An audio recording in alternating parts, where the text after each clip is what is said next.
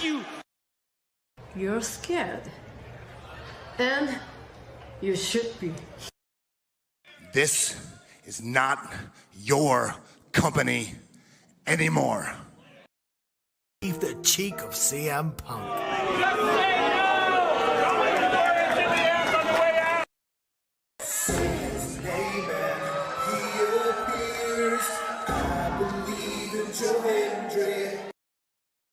Out!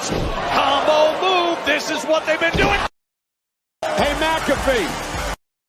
Everyone shut the up and sit down! We got a mom in the front row who taught her daughter how to suck dick! I'm Mina Shirakawa. I used to be a model. I want to put on a big show. And that's the bottom line, because Stone Cold said so. What is going on, everybody? Welcome once again to the Saturday Shenanigans, hosted by yours truly, the Renegade JJ Williams. Hi guys. Hi guys. CM Punk drama bullshit to the side. I still consider Hangman the worst AEW champion they've had. First of all, we're going to bring in Walter Cruz. I said that as a joke when what's his name did his promo Monday. He said, "I'm from a prestige university." I said he majored in Steiner, man. We've got the Heb man, James Hebert, in the house. I do really cool and dumb things. Mutants. Right. A lot of shit going on here. A lot of fucking crazy ass shit. Where is Noah JD? Well, say his name and he appears, because we believe in Noah Foster. Fuck is this intro?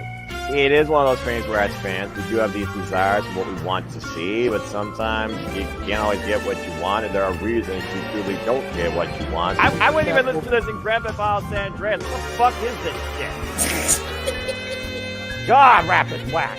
Like I said, never been a greater time to be a wrestling fan than with more companies in a more lucrative spot, in a more comfortable business spot, in a sense of mind, it seems, than ever.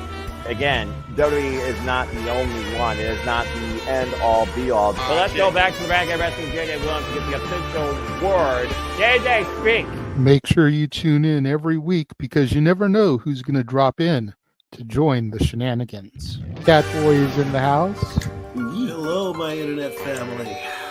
I say if you want to make them as evil as possible, make them really mad. We have Mansfield joining the party now. What is going on, Josh? Like I told no one when we were in Cleveland, him joining Chase U was just an unfortunate side effect of my shenanigans towards you, JJ. I know how it can get better, Noah. The panel chooses you. Shut the fuck up, Josh. He said that so like. We got the intro back. Yeah, I was gonna It's say. just like how you and I had lunch together the other week. That was different. Ladies and gentlemen, the King is here. Say his name and he appears. We believe in King A-Train. There are so many believers in Joe Hendry. The only person on this panel that doesn't believe in Joe Hendry is King A-Train.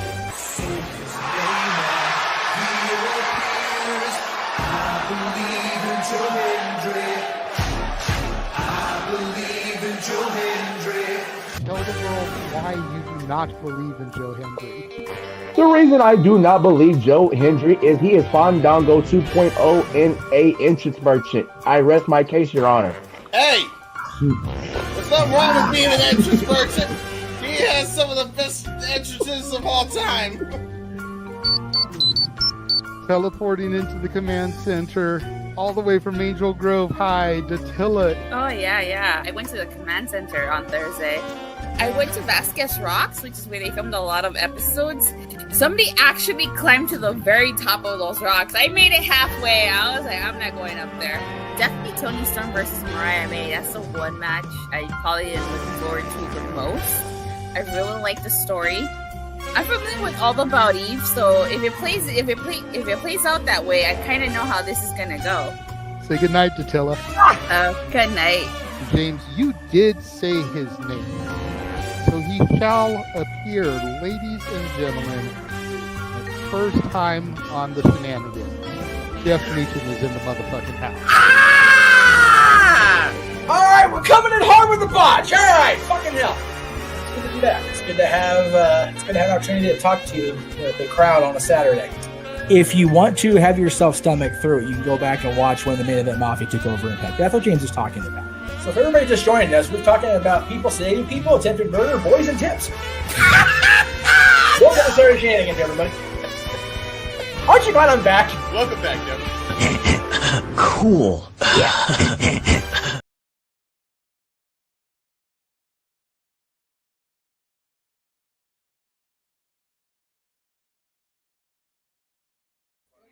What is going on, everybody, and welcome to another installment of the Saturday Shenanigans here across the multiple channels of the Simply Reliable Studios.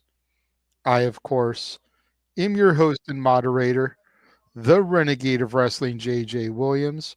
Hope everybody is having a good evening today. Let's start the shenanigans rolling and begin bringing in our panel. First and foremost, he is the simple man with the spectacular voice. He is Noah Foster. Noah, how are we doing this evening, good sir? I'm tired beyond all belief, but somehow I woke up and just in time to be part of this shenanigans tonight. So other than that, I'm all right. Spring forward always is annoying, but I make it work. So good to see you as always, and happy to be here because I know this is a tight jam due to some UFC nonsense going on the other end. So I'm here. So let's go ahead and do this, and hopefully this is brief and simple. Well, I don't know if it's going to be too brief because we do have some other panelists, even though we have a couple of people indisposed on UFC. First, we're going to bring in somebody who's relatively close to your neck of the woods. Okay. He is the Cleveland combatant, Josh Mansfield. Yeah. Been a moment. Young man. Hello, Josh. Been a moment, young man. Hope that you've been doing all right. I know you've been working a lot and going through a lot, especially health-wise. So it's actually good to see you. You too, buddy. Oh, I'm exhausted, tired, slight headache, but when JJ calls, I sometimes answer, and I'd already called off for the morning mass, so I am here, even though tomorrow's going to be hell because it's daylight savings time. Mm-hmm. So, hello, everyone. And before we go any further, real quick, Remus pro Pontifice nostro Francesco. All right. Well, hey, he's still in the hospital after over 3 weeks, so. Jeez.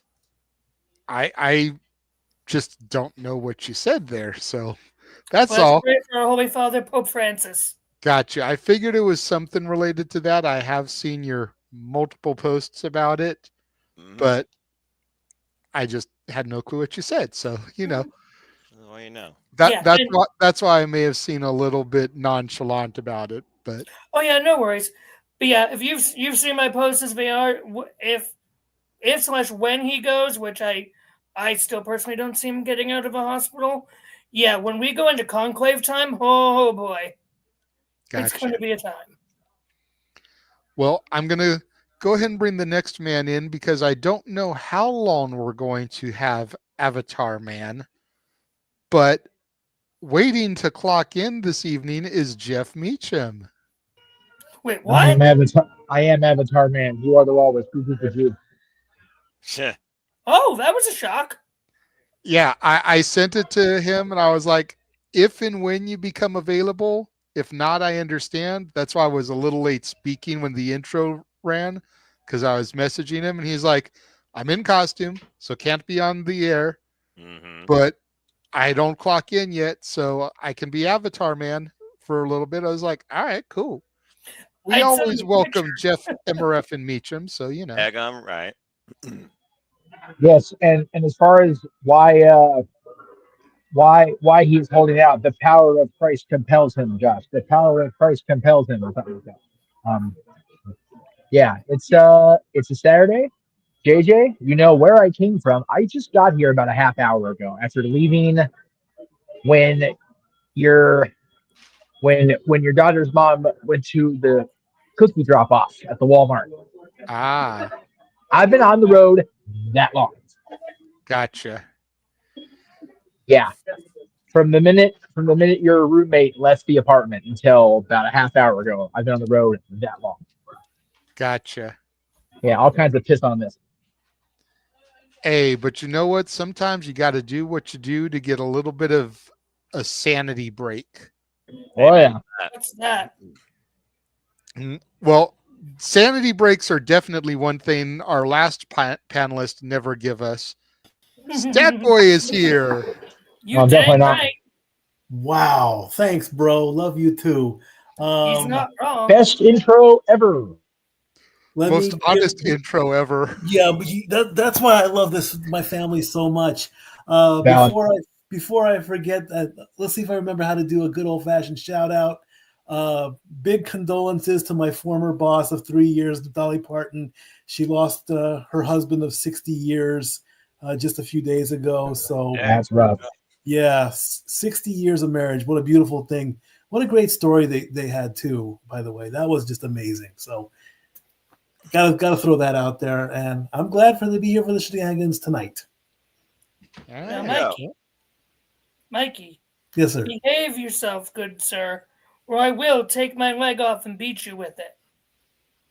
Very virtually. Okay, Kevin Nash from Mad Dog Michon. Anyway, I can call the bear at any time. Don't try me. All right. I was going to say, if there's one person not on the screen that Josh is probably afraid of, it's Dory Lou. And I know Mikey picked her up from work before he came home, so she is in his house. Oh, yeah. I fear her more than Jim and JJ combined. Mikey, let me ask you a serious medical question. So Dolly was married for 60 years, right? Mm-hmm. How much of her was original parts when he passed? Motherfucker! God damn. Jeff. Jeffrey motherfucking Meacham. Hey, you know what? Everybody's want to know. You know what? Mickey the Mouse is almost 100 years old. He looks pretty good, too. I'm sure not all his parts are original. I'm sure he's... I know they're not. I know they're not. Because I've seen what he looked like in Playing Crazy and Steamboat Willie, and I've seen what he looks like now. He's gone through a couple overhauls over his almost century of life, so... If you were like George Lucas and there for day two-ish and you see him now at Disneyland, yeah, facelifts are a thing, kids. They are a beautiful thing, but they are a thing. Have you had to donate any of your parts to Mickey there, Jefferoo? Hey, you know what? What goes on in the House of Mouse is none of your business. He has not had to donate any of his parts, but he has donated funds to the surgery. That's called tax money. Yep. The money that's out for his taxes goes to Mickey's overhauls. But anyway. Bloody hell. What the hell am I here for again? You are making sure Shenanigans. You're here to help keep us on the rail. That's funny. Making sure Jeff gets fired the first 20 minutes of the show. That's what we're here for today, apparently. All right. Well, this turned into a whole It different... was Wednesday when I came on to your show, broke you and Keen A Train, and you had to be the one to try to keep order. Yeah. Just saying, like this is the role reversal. Now you're amongst the chaos, and I have to try to keep the order. I guess that's fair. About right. Yeah, I guess that's fair. And I will be showing a clip from the 5th anniversary of the ATW View Impromptu a little bit later in the broadcast. So make sure you guys stick around for that. Uh-oh. I will be showing the clip where I break Noah and Keen A Train. Oh my God! I need to see this. Well, very good. I clock in exactly 2 hours, so we are on the clock. Well, all right, so I will make sure I do it before you leave. Then, Jeff, I wanted to try to wait for Walter and James to get here, as they're on the UFC watch long. But if I have to do it before you leave and then run it back later for them, I will. That's fair, and I understand what he's talking about exactly. It was a fun conversation too, and I'm glad that it was part of it. But as the conversation madness continues to go on here with the weekly moderated conversation of Wrestling Madness, continue as I try and prepare for church tomorrow. JJ, I have a valid question. Everybody here, I need to get the topic introduced, but I had to bring this up because I brought it up to my people in my trade group. Tonight is spring forward, or whatever the hell they call it. The daylight savings, or right. Yeah. Yeah. I clock out at 3:30 in the morning. I'm losing an hour pay on this. Am I not? No, you don't lose an hour of pay. Well, how do you figure? Well, you go 1 hour forward as soon as the clocks turn at, I think, 2 a.m., right? So technically, his work is speeding forward. So, yeah, I think he would. Yeah, so when the clock hits, it's either 1 or 2. When the clock hits that, it goes to the next hour. So if I clock at 3:30, that means I would be clocking, and when the clock hits 2, it's going to be 3. That means I bump out 10 minutes after the time change. So I lose that whole hour. Basically, yes. That's crazy. That's a whole lot of words I can't use at Disney. I didn't even think about that because I've never usually had to work when the time change happens. I've always been off like at midnight. Yeah. How people are affected by that. Jeff just literally demonstrated it. I'd be curious to ask my brother-in-law because he's working graveyard. He starts at 12, and he's off at whatever 8:30, whatever it is. Does that hour just get out of his? I think it's a serious consideration to further the effort of abandoning the time change. I would think you would be compensated. I would think you'd be compensated for that as anybody on the graveyard shift because I feel that's only justified due to labor laws. But that's just my opinion. I would have to ask. The way I'm seeing it is that 2 a.m. doesn't even exist because as soon as the clock hits 2, it turns to 3. So that hour. That's my point. Yeah, so you'll still get paid for it though. No. What I'm saying is, okay. So Mikey has a point. Well, no, he does. But here, let me try to run it back a little bit. So, in theory, because I don't know why I'm here so late because it's not a special night that I know of. I get across the street and find out information I don't know, which is not good. But my point is, if I'm out in the field there, if I'm out at the trams or whatever, and it hits 2 o'clock.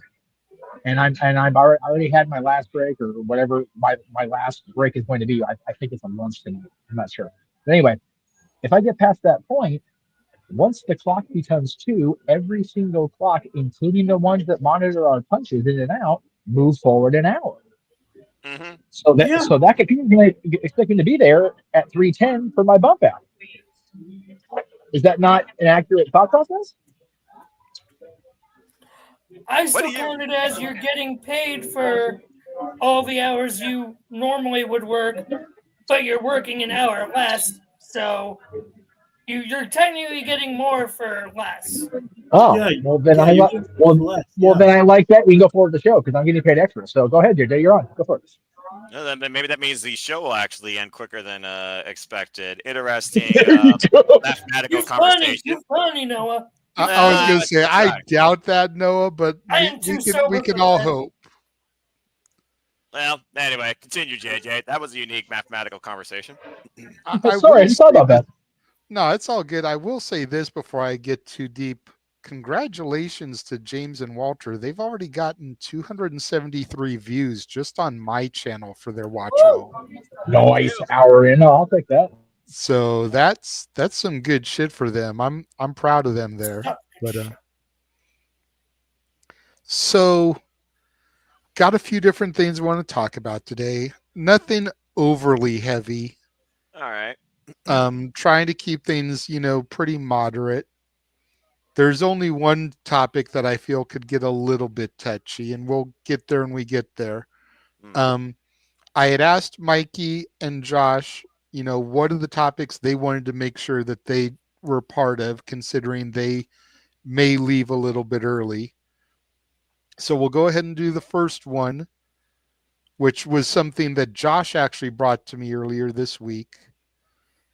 Knowing how much I'm a fan of this person, but it was announced that Natalya is going to be taking part in Josh Barnett's Bloodsport 13 this week, or come WrestleMania week, excuse me. It was announced this week. And it was also announced that she'll be taking place in the Crockett Cup for the NWA in May. And just wanted to kind of gauge everybody's thought process on it, because the first thing I think when I see this information is, and especially knowing how long Natalya has been wrestling already, is could she be looking to retirement in the not so distant future? She's already had an 18-year run with WWE. Another 2 years. She's been there 20 years. Sounds like a good time for her to pull the plug on a career. They're not using her all that much anymore. You know, she's got the dungeon kind of helping to shape the next generation, working with people, her and TJ. Legitimately. I could definitely see this as like a bucket list thing that she wanted to do, because she's going to end up being one of those WWE lifers. I don't see her tenure ending and her going to AEW or TNA at her age. You know, why would she go to AEW to sit in catering? You know, not trying to be mean, but let's be real. She's not going to get the TV time that Mercedes gets, that Willow gets, that Statlander gets, that, you know, Tony gets, Mariah gets, Harley gets. She's not going to be lumped in with those people. She's going to be, you know, more with the Serena Deebs and the Thunder Rosas and the, you know, those type of people, the Mercedes Martinezes. So just kind of wanted to get everyone's general thoughts on it. And Josh, since you brought it to me in the chat earlier this week to make sure that I didn't miss the information, I'm going to start with you. Well, I'm excited for her. And honestly, part of me thinks that some of this stuff was probably negotiated in her most recent contract, because she just signed a new contract last year. So she's going to be around a while. I do hope she does end up winning another title, because she deserves it. She has been that veteran. I think she deserves it. I mean, I get back when she first started, you know, when she first started, the top number for women's title reigns was 7 with Trish. And now we got Charlotte, Bayley, Becky, Rhea, etc. going, and so many have surpassed her at this point. And Natalya, who was around back then, pretty much is the most tenured female on the roster. You know, even including Nikki Bella. Well, you got to figure Nikki came and left. I think next to Stephanie McMahon, Natalya is the longest tenured woman on the WWE roster, and even Stephanie is now left. Yeah, and you can't count Trish, because she came back and left. Yeah. How many times? Well, I'm saying, like, consistently, she's the longest tenured. She's in 18 years. I don't think there's ever been a woman in the WWE for 18 years, like I said, other than maybe Stephanie and Linda. Yeah. But even Linda wasn't featured on TV for 18 years. No, she exactly. She was just featured occasionally when she had to come in and, you know, stop Vincent K. McMahon shenanigans.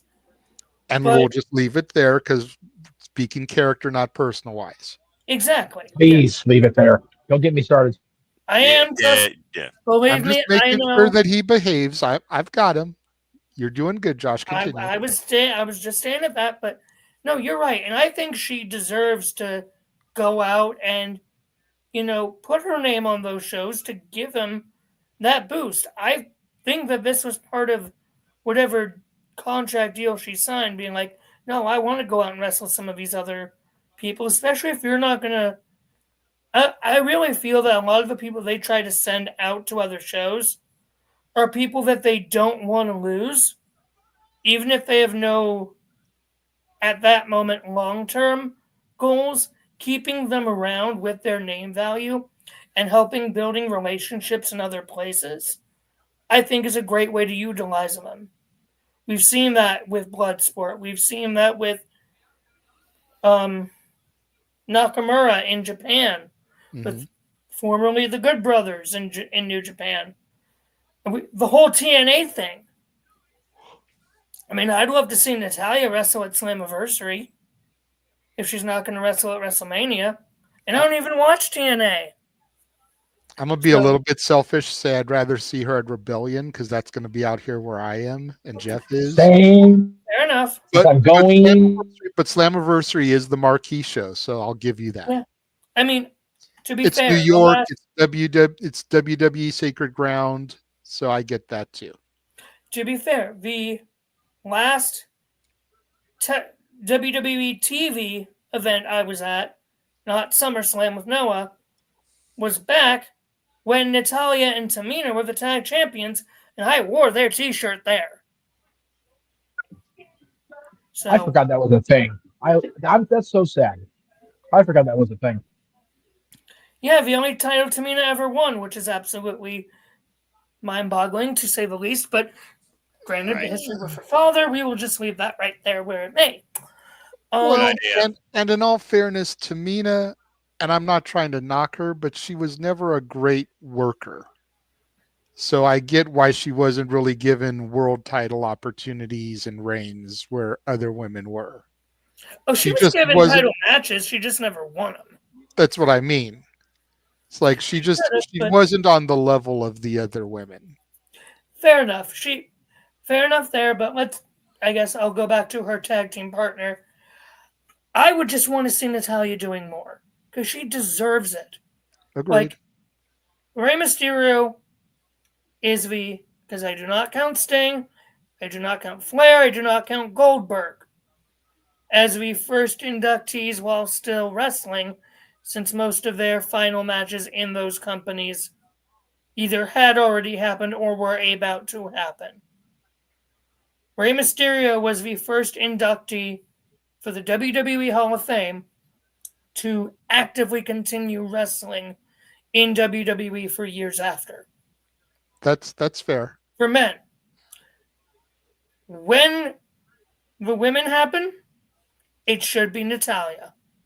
Flat out, I will take no questions. I'm sorry, Victoria. I'm sorry, Mickie James.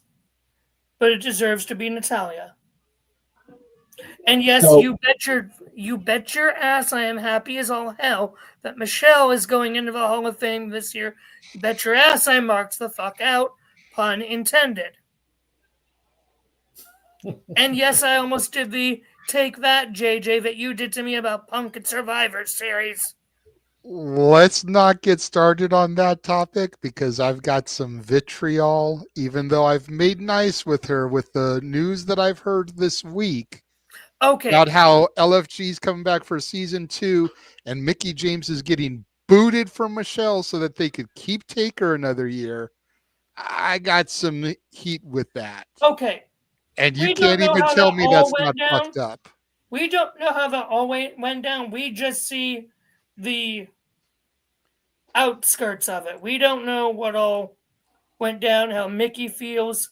According to the reports that came out from your bestie, the only way Taker was going to sign on for season 2 is if Michelle was brought in. And Josh, before you start backpedaling, if you can see, the contract, the details of Natty's contract, you can say what the report was about LFG too. You can't have your cake and eat it too, Bubba.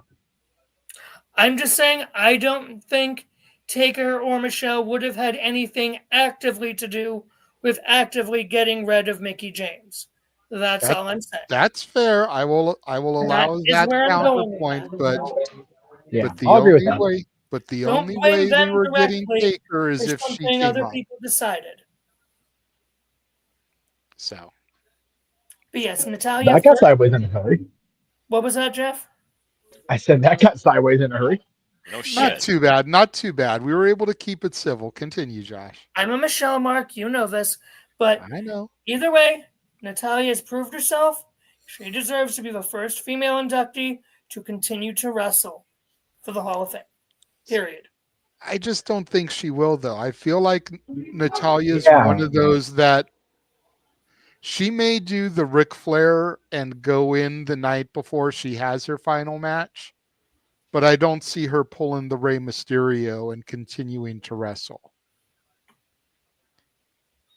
That's just my thought process on her. It's not to say that I wouldn't want her to, but I just don't see it happening for her. Fair enough. Jay, question: How I hate asking when you dated. How old is Natty? She's pushing 40, I think. She is 42 years old. Say it again, Mikey. 42. She is 42. Okay, yeah. Man, she's okay. So she's actually 40. She actually turned 42 before I did. Wow. Okay. Okay. I asked because if what was proposed by Josh and Utah, as far as her doing the Flair thing and retiring the night after, that would mean Mania would need to be in Canada. Like and again, that's a few steps ahead of the game, but that would mean for me she has to wrestle at least 2 more years. Because we all know WrestleMania is this year, God help us. We all know WrestleMania is next year. So it would have to be at least WrestleMania 2027 if they do it Hall of Fame and retire. I don't know if she's got 2 full years in her. And by that point, I also don't think she's going to be that Rey Mysterio where she's going to wrestle after she retires. Because that's already 2 years ahead of time from now. This. Right well, to your point, Jeff, to your point, considering how much they use her on TV anyways, I could see them stretching her 2 more years. Mm-hmm. And we don't know how long the deal was that she signed when she re-signed. Valid also. Just trying to think long game. There's a lot to consider. She definitely deserves the Hall of Fame induction. I don't know if she deserves it any sooner than Lisa Marie Varon or the other name you gave, Josh. Forgive me. There's a lot of considers. Mickey. Yeah, I don't know if she deserves it ahead of either one of them, but I think in that same vein, absolutely. I think she deserves it before Michelle McCool, but that's just me. Well, no, and I agree with that. Not just because Natty's my friend. I think Natty. But again, I don't think Natty's ready to actively say I'm a Hall of Famer because that tends to lead to the conversation of I'm winding down. Yeah, and Natty's stubborn broad as the day is long. We all know she ain't gonna quit anytime soon. That's just not who Natty is. Yeah, I think Bloodsport could be a real tell because if she gets rocked and rocked quickly, she may have one of those, conversations about her own mortality type of thing. Yeah. Maybe I just don't have it anymore. Yeah, she's got 2 very different bookings here coming up. Yeah, Bloodsport is basically like UFC. Yeah. So, and we all know she's a submission expert. She was one of the only female graduates of the original Dungeon. Yes. So we know she can handle herself, but we also don't know who she's getting put up against. No. We do know that, she wasn't young enough for Grandpa Stu didn't get a stretcher 2 in on her before he passed. So she's definitely tough enough to get there. But yeah, it really depends who Josh fits her with. That'll be the key. And just to be, as JJ was saying, no, we do not know how long she signed for. Back last year, it was reported that it was a multi-year contract. And one of the things that specifically went into it that Natalya wanted was to make sure she could do outside projects, like the movie she has coming up soon. So we do know those things that were reported. Well, I didn't even know we she know had it's a movie coming out. I didn't either. It's on Brett and her dad, I think. Gotcha. Okay, so it's more of a documentary. Oh, okay, yeah, I did see the initial post for that. I take that back. I think about the Brooke movie. It's like that's already out and she ain't in that. Okay, never mind. All right. Jeff, did you have anything else you wanted to add since you were already speaking as far as Natty doing these events? I'm just happy for my pal. I mean, she's getting to work, which is always, a good thing. She's honestly giving her friend Billy Corgan a little rub, if we're going to be real, because her and Billy have been tight for years. So that's her helping Billy out. That's her doing him a solid. That's her doing the history of the business a solid by having her, the Hart name associated with NWA again for the first time in God knows how long. That's her wanting to test her limits, working for Bloodsport. I think it's super cool. Personal note, thank you to her for reaching out via DM, and thank you to Jenny Neidhart for sending me a happy birthday video message. Jenny, much appreciated. Nice. Oh, very nice. Yes, it was. Very nice. Yes, It was. Yes, it was. Also, correct me if I'm wrong. Is Natalya the first contracted WWE wrestler to do something explicitly for NWA in however many years since NWA's been back in a thing? I believe so. I believe it's the first time since they were partnered with the NWA back in like 97, 98. Yeah. The fact that they are doing NWA again for the first time and giving it to Natalya to be the one to do it, that speaks volume of how much they value her. Well, like I said, that's her doing her friend Billy Corgan a solid. Absolutely. Is what that is. I respect the hell out of Billy. We all know how much I love Natty, but that is her doing her friend a favor. Because the Crockett Cup, we covered the Crockett Cup on one of our watch-alongs, one of the first ones when they first came back. And back in the days when the NWA still did pay-per-view.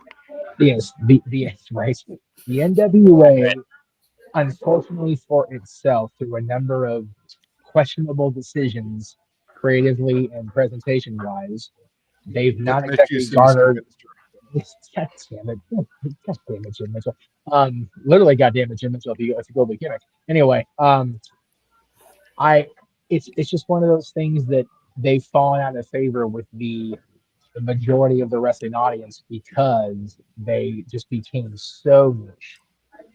But if you look at the Crockett Cup poster, because they put two up, the one with the Natty announcer, and then the one with like everybody. Murdoch's still there, who I respect for days.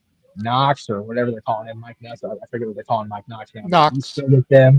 Knox. Okay. They've got the literal representation of the Burke as the women's championship, and that's getting that belt is getting major love right now because of the movie. So as it should. They have a chance to regain some of that mainstream goodwill they lost when the shit with Jim Mitchell went down. And again, I'm not blaming just Jim Mitchell. Billy Corgan is the one with the hand on his finger on the button. All right, that's his bullshit. So, but having somebody with the respect and the love that Natty garners worldwide is major. It is major. And like you said, Joe, the last time there was an active agreement, partnership, collaboration with the NWA of any kind, it was that late 97, early 98 NWA quote unquote stable, which went over like a wet fart in Josh's church. It was just ridiculous. It was awesome. Because I think Dan Severn was part of that, right? Because wasn't he still the NWA champion when he was on WWF TV at first?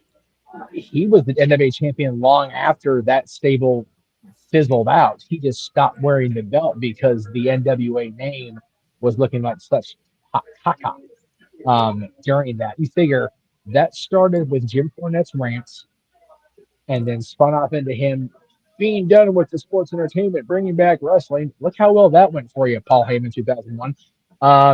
Damn. So, and then it came in, okay, well, Jarrett went back to being Double J. So Barry had it, and then they shipped Barry at the North America, and then they made Bart Gunn and Bob Holland Midnight Express because they're the same thing as Bob Eaton and Stan Lane. It was just a complete cluster. This is the legitimate separate body NWA having a working partnership and having the respect of a superstar like Natalya at the front of their poster. That's big for Billy. That's big for the alliance. I forgot about Bodacious Bart and Bombastic Bob. Well, I think Bodacious Bart only forgot because he got his head rocked eager to linger by Butterbean. Just throwing that out there. Like a year to the day that they made their appearance at WrestleMania, almost, Butterbean sent Bart's head to the 7th row in Philadelphia. And I think Butterbean still takes Bart's head when he does meet and greets. Mikey should know he met Butterbean. That's right. And you know what? God bless Dallas Page for getting Butterbean back to Butterbean shape, because he could take those meet and greet tours and carry Bart Gunn's head all over the world. God bless Dallas Page. Once again, saving lives and making us all laugh. Dallas Page is a saint. It should be a wing in the Hall of Fame for that man. Someone said on Twitter that the Warrior Award should be renamed to the Diamond Award. I co-sign on that a million times, but I'm not going down the jump on Jim Hellwig rabbit hole today. I'm in a good mood. Because I could. But yeah, anyway. With Natty, it'll be interesting. It will be interesting, and I am going to find a way to get hands-on footage because I really want to see them both in real time. Well, the Bloodsport will be easy to do. The Crockett Cup, not so much, because unfortunately, they don't do pay-per-view anymore. They film the events, and then they chop it into like 5 episodes of television that they stream on X. And they seem to be about 3 months behind because me and James just did the 2 cage matches from Looks That Kill, which was in December, and it's March. Oh. Is that the Vladimir won the title or defended it successfully against EC3? Defended it against EC3. Okay.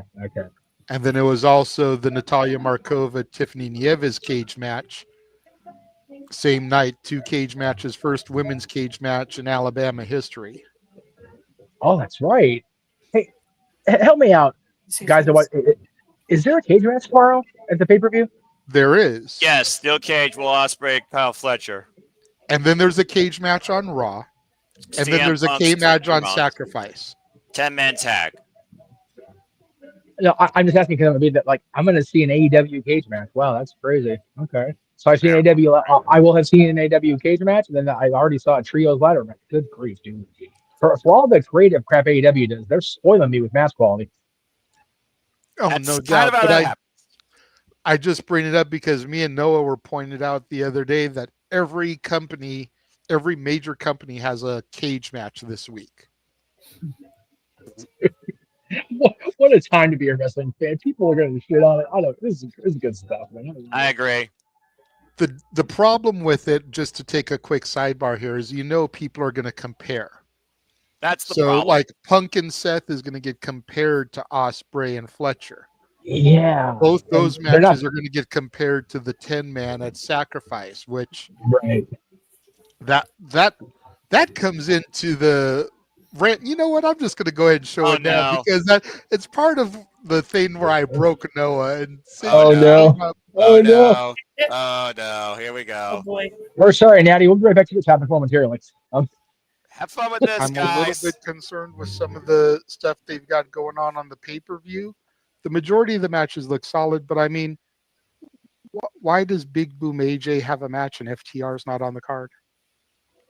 What? Even 0 hours aside, I don't know. Why you think I'm just going to be like, oh, here's the 0 hour. Besides, I don't cover that. Look at that graphic for a moment, okay? Like, this is the biggest collection of I think I've ever seen for an 8-minute. Okay, for starters, you've got Orange Cassidy on the 0 hour. Oh, how the mighty have fallen. Damn.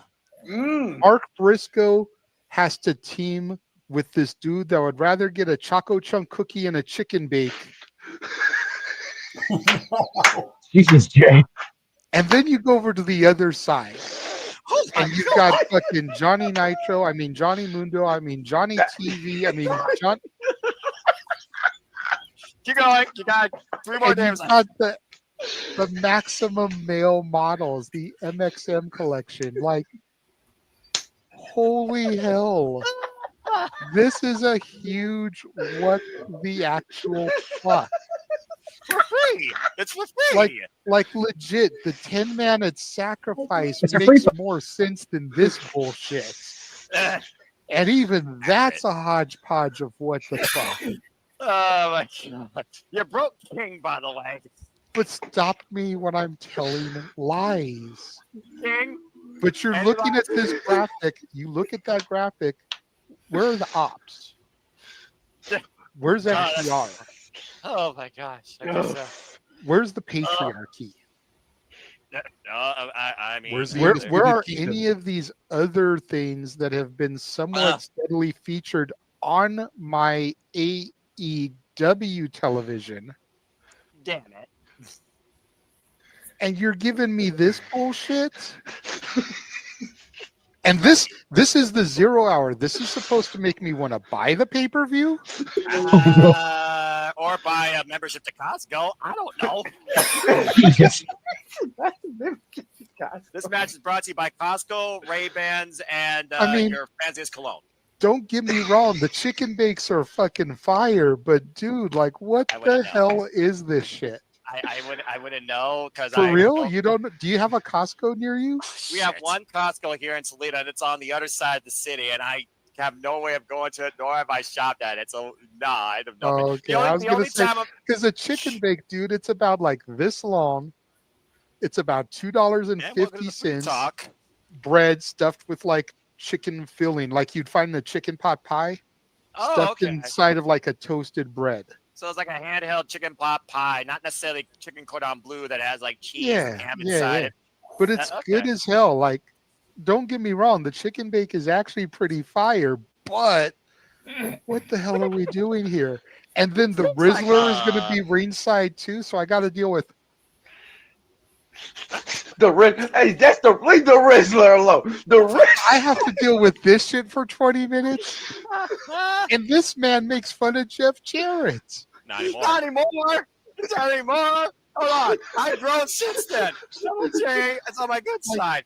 But I would actually rather sit through a fucking Mercedes Monet shit than this. Well, this notwithstanding, because no offense, I don't know shit about Momo Watanabe. Like, who the fuck is she? Why do I care? No. I mean, no offense. Like, I get she's big in Japan. She won the 4-way at Dynasty, whatever. Anyone can challenge for a title. So out of all the titles you could have challenged for, Ring of Honor, CMLL, you go after the one bitch who's not going to lose. As opposed to going after somebody you might actually have a shot with. Well, okay. Oh man! Wow, that was a lot. Yeah. All right. I mean, JJ is not wrong in any way, shape, or form. Thank you. That's my argument. Stop me when I'm telling a lie here. Here's the thing. I said you weren't wrong, and then we got into a food talk for the next freaking 10 minutes after that. That's what broke me, dude. We went from freaking wrestling and talking about the fucking chicken bake at Costco. What the hell? Well, because he's one of the Costco guys, so you know. I know. The things that are always chilling are those chicken bakes and the Choco Chunk cookie. So it's like, Jay, had to work that into the shtick. Neither of which I've never had, because the only exposure I've had is Costco cake at retirement parties. So Josh, I know you want to talk really quick. I gotta go plug my phone in real quick. So the scary thing about the world being small after all, Jay, AJ and the Rizzler are at the Kings game right now. Carlin posted with them, and she's bummed she's not going to show them out because the Kings have a game in Vegas. And I'm like, my world's too small. I can't anymore. Carlin's bummed about missing those two Jack Austin pages tomorrow. I'm like, oh god, really, Carlin, really? Well, carry on. That just goes to show that she's a wrestling fan. I mean, she's a fan. I will give Big Boom AJ a little bit of credit because he went to the New Japan California dojo to get a little bit of ring work in today ahead of his match. So I give him some props for taking it seriously, but like, we've got this shit on the pay-per-view and we just branded fucking Hook, Joe, and Shibata the Ops. Like, we can't get them a match. Not even on the 0 Even on the 0 hour. Even on the 0 hour. Like, seriously. Yeah.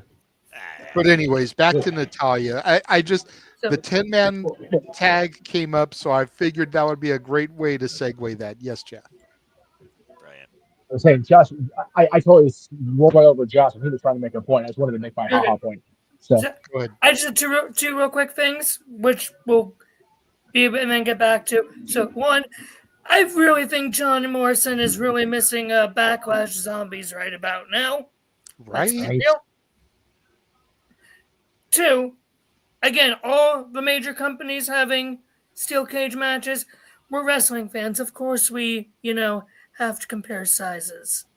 Not really, but you Well, choose no, to. and it's funny you mentioned the comparisons, JJ. Somebody asked Aaron on Twitter, Aaron Riff, for those of you who don't know, Aaron Riff on Twitter. They asked him, I have a friend who wants to, give AEW a try. What one match should I watch tomorrow? And Aaron said, watch the Ospreay match. If they can't get the Will Ospreay, AEW is probably not for them. That's an accurate statement. However, it's a cage match, which is not only Will Ospreay, but the Will Ospreay cage match. That's going to be niche of niche. Like you're going to find some like really hardcore stuff in this match, and it's unfair to compare because you've got Ospreay and Fletcher, who again are two talents that just like Ospreay was made to be the alternative and not to be WWE, and Fletcher is one of his pupils. Man, the cage match in WWE is Rollins and Punk. Like those two are going to tear the garden down around them. It's just not a fair comparison. Yep. It's not at all. When you think about it, the entirety of the card tomorrow is not going to be a card that's going to tear the Staples Center down around me. Hopefully, because we have a few more Kings games left in the season. That one match can bring the garden down around those two and everybody else in that place Monday. It's not a fair side by side. No, Punk and Rollins are going to make Will Ospreay their bitch. Yeah, okay, but again, I don't see it that way. I see it as awesome wrestlers are going to have back-to-back nights of awesome wrestling. Accurate. That's the way it should be looked at. Exactly. Creative aside, if you happen to be a lucky son and a gun and be in the CBC arena tomorrow, or at the Garden on Monday, or at the theater, the Paramount at the Garden on Tuesday, pat yourself on the back. You made a good decision. Excuse me. That was also a good decision. I'm sure that sounded like it was much better. All right. Bringing things back to the Natalya thing. Go ahead, Stat Boy. I pretty much agree with what you were saying. I will confirm that she is longest tenured. I did confirm that while you guys were speaking. Hey, if she feels that her career has gone as high as it can possibly go and she wants to do that bucket list item, by all means, go for it. Absolutely. I just wish her the best and hope nothing extreme happens to her because you don't want to go out like that, with a severe injury or whatever. But I think she can handle herself. Overall, I mean, like I can only agree and say, good luck with it. And I've already made one prediction on next year's Hall of Fame. If they don't get her in along to go in with Michelle this year, she'll go in next year for certain. Okay. Okay. Noah, it's on you to wrap this topic up.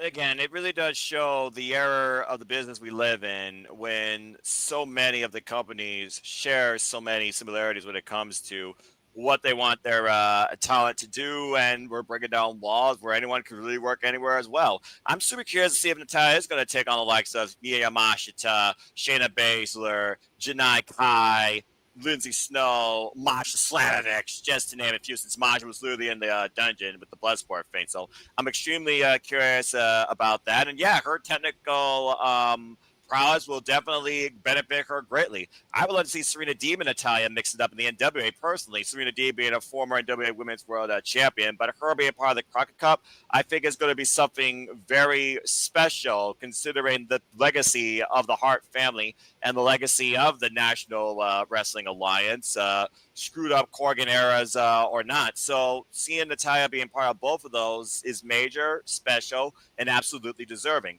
I'll say it once, I'll say it again. She's been the locker room leader for generations, period, point blank, simple. I mean, heck, Monday Night Raw, they're running an angle where it sounds like Maxine Dupree wants to be mentored by her, and she's willing to give blood, sweat, and tears to prove that. While Natalya is showing that she's seen this song and dance before. So, again, it's something that is very special right now in Natalya's career, where she's at and what she's doing and what she's still doing.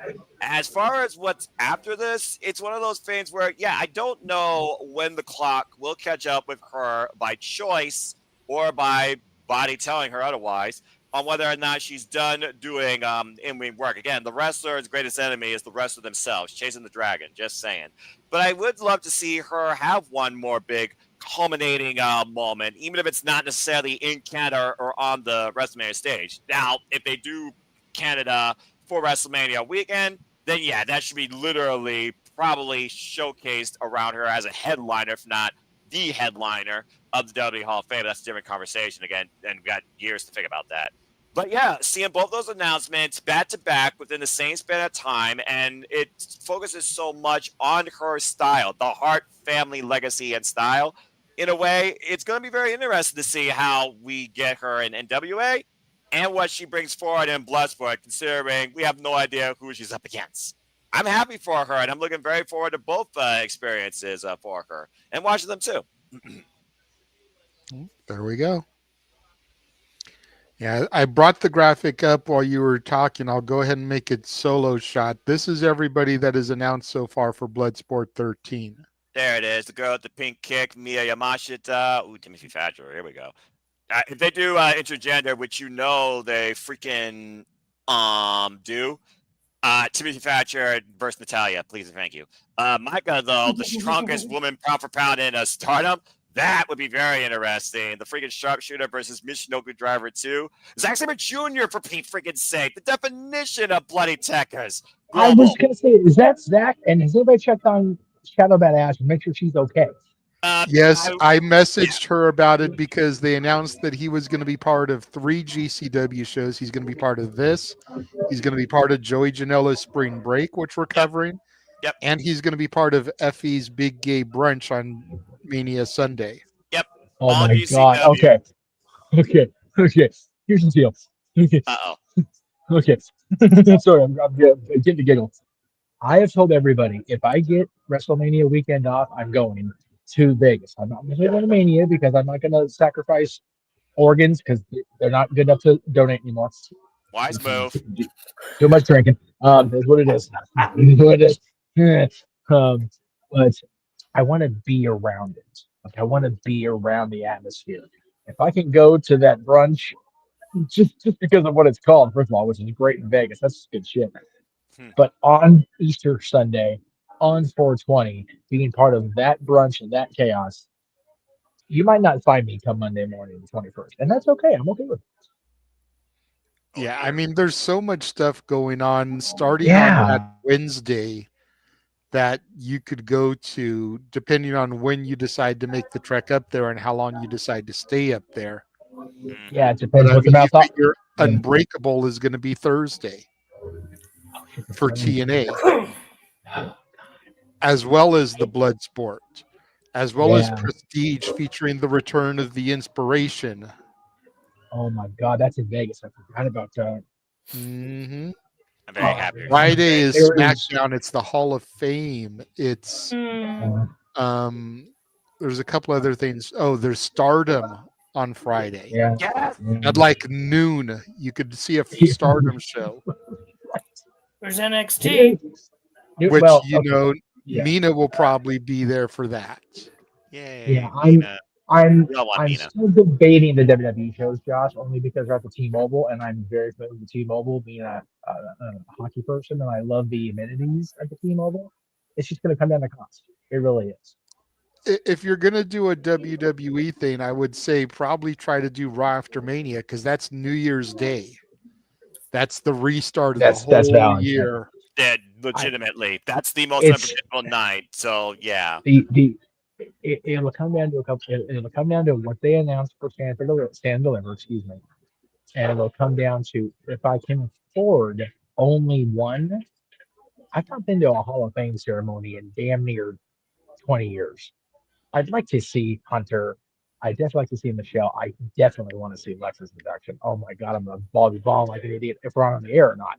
So I'd like to be there for Lex's induction, just because I know Dally will be there, and I really like to get back in touch with Dallas again and like just just praise him for everything he's done for everybody, man. See, I'm making emotional here, but you can't see it, thank God. Seeing Lex stand up and hug Cody. That's what broke me in the announcement. I told Josh this.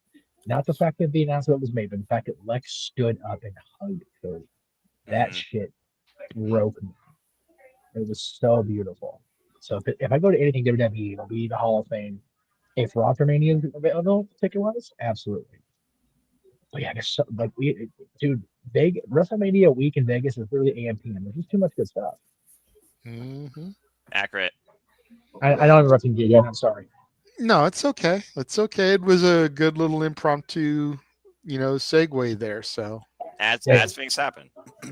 I would not be surprised if Lex, now that he knows he's going into the Hall of Fame, was going to work overtime with Dallas to see if he can maybe stand to at least give part of his speech. If not, try and make sure he can get in the ring. If they do it that way, there's talks it's not going to be after SmackDown like in previous years. They might go back to the old style of doing it, but if he can at least stand for part of his induction speech, holy shit. And that comment is very telling because 20 years ago, that comment right there does not exist. No. People were hating on Lex, me included. You go back, if they ever focus again, the old Extreme Mayhem episodes, man, we rode Lex after what happened with Miss Elizabeth. And I still, even now, feel really bad about how harsh we were. Again, different era, different time, same partners, whatever you want to call it. It was just it shouldn't have been an accepted thing at all. But that show was a product of its time, and we were very, very hard on this. And it's been wonderful to see the growth. Again, I will say it. We don't get a lot of these redemption stories, these inductions of these legends without Dallas Page picking these guys up by their own bootstraps. Yep. So it's been a wonderful thing. I'm very happy for Lex, and I'm it's as I can't find my words. I'm so emotional about all this shit. As I get closer to my son graduating high school and turning 18 and everything, I'm realizing that there's so much more positivity that exists and doesn't get curated and nurtured and prosper enough in even our little wrestling world compared to the overall world. And I'm just so grateful there's stories like Alexa's, stories like Natty getting her flowers from other companies. Just little things that are happening in wrestling, and the fact that whenever you think about what's going on back in Washington, the fact that Mrs. McMahon got stopped after the presidential address to get asked about Cena's heel turn is wild to me. It's wild to me that the business and world wrestling world is still having that kind of reach. It's beautiful. As crazy as the world is in that sector of the country, it still comes back to wrestling, JJ. The world revolves around wrestling, even now, and I love it. Yep. Yeah, I love it. All right. Well, good chat on the first topic. Good impromptu conversation. We will take a moment, run our watch along trailer, show you all the stuff coming up, and then we will be back with our next topic. So do not go anywhere. And now for a taste of things to come.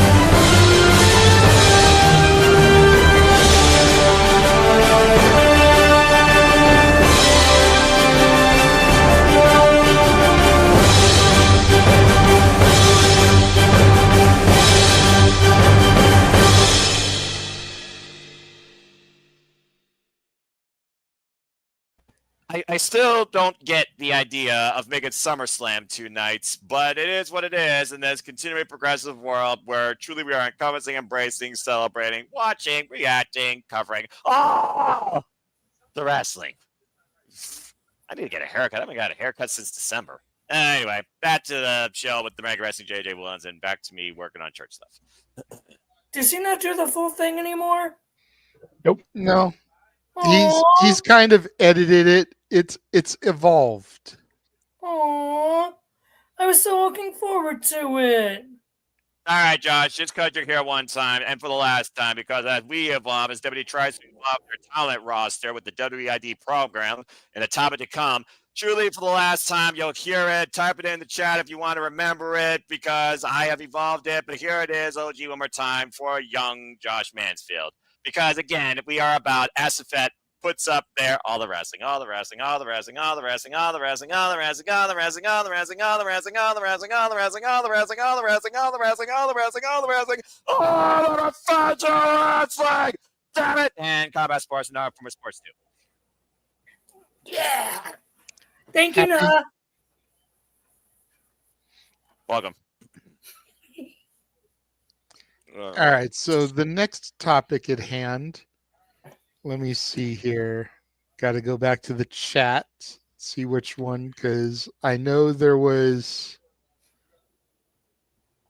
a couple that you guys shared. Yes, okay. So this week on Raw, we had a main event that I think the only real word that we could use to describe it was shocking. Great. As Iyo Sky defeated Mommy to become the WWE Women's World Heavyweight Champion. I'm pretty sure most of the world literally was saying, "What the fuck?" Accurate. Triple H be like, "Oh, you think that this road to WrestleMania is predictable? We're not doing enough?"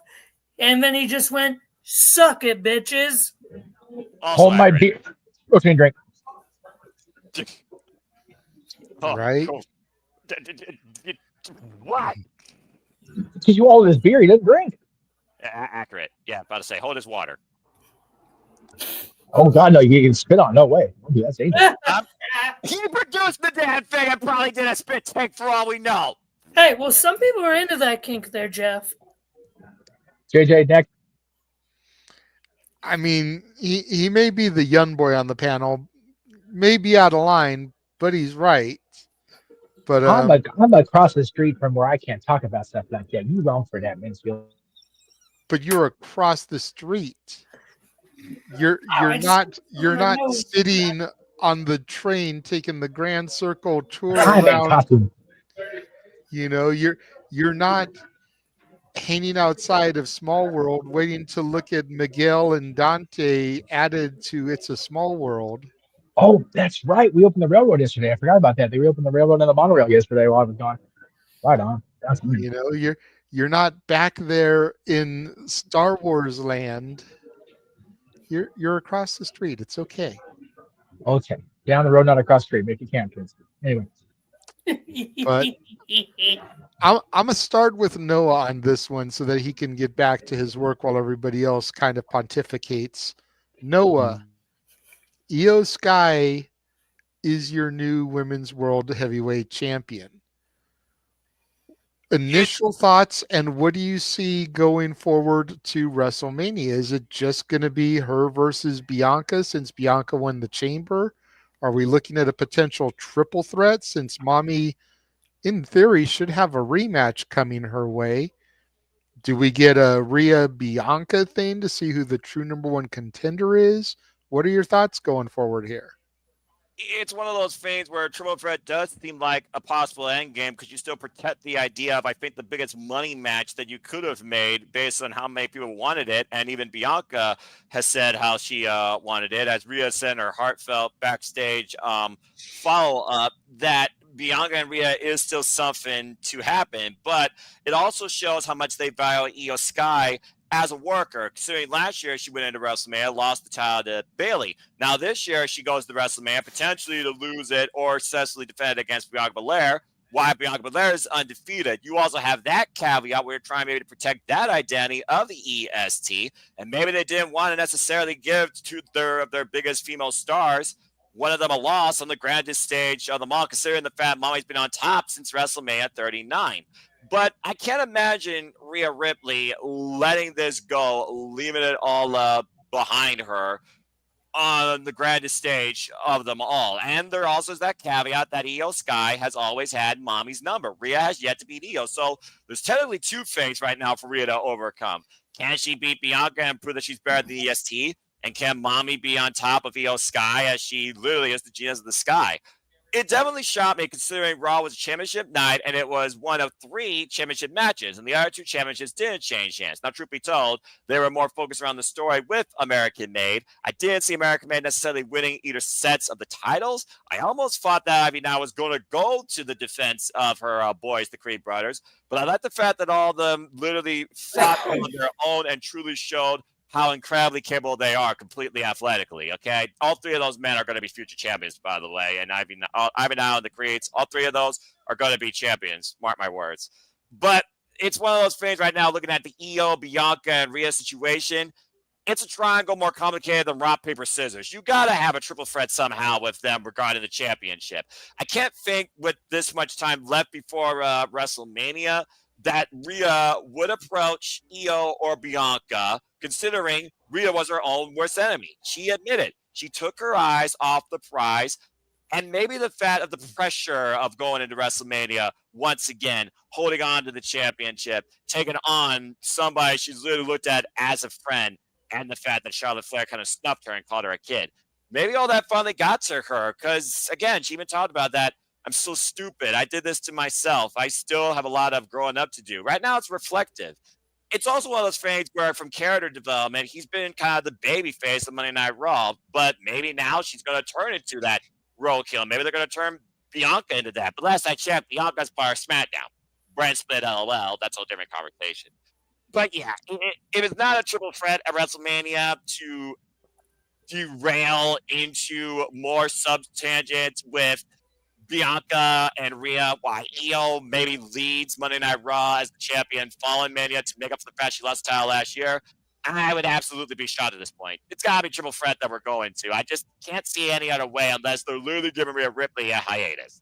And last I checked, she doesn't have a honeymoon. She doesn't have an injury. And thankfully, as far as I know, she's had no personal situations. To anybody, wrestler, non-wrestler, facing personal situations, my condolences and prayers to you. But yeah, if it's not triple threat, I'd be bloody shocked. Mikey, I saw you shaking your head no. What have you got to interject? I remember a time in our family where we were getting sick and tired of every match turning into a triple threat.